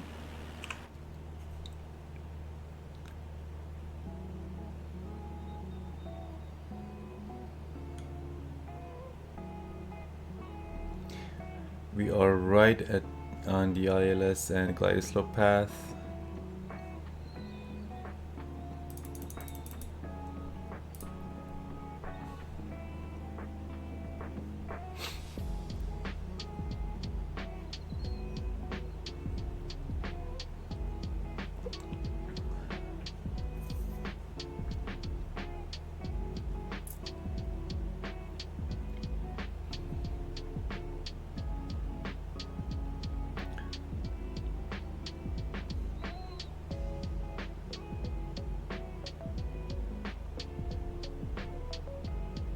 Okay, autopilot disengaged.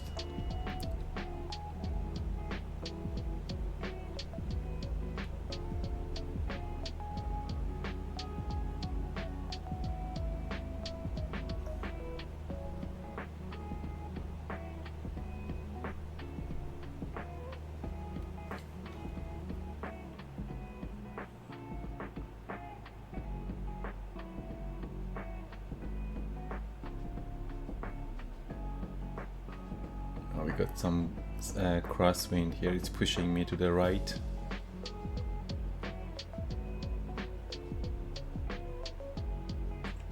Flaps 10.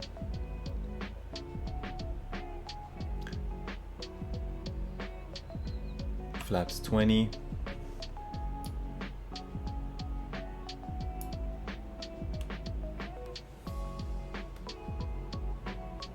Come on.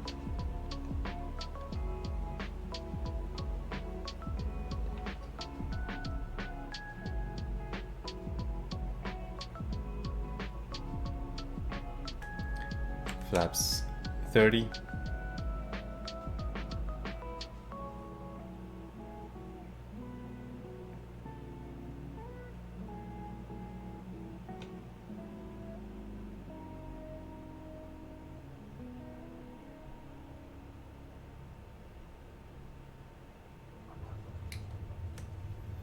Flaps up. Ooh, okay. Hold it. We're good. We are here, ladies and gentlemen.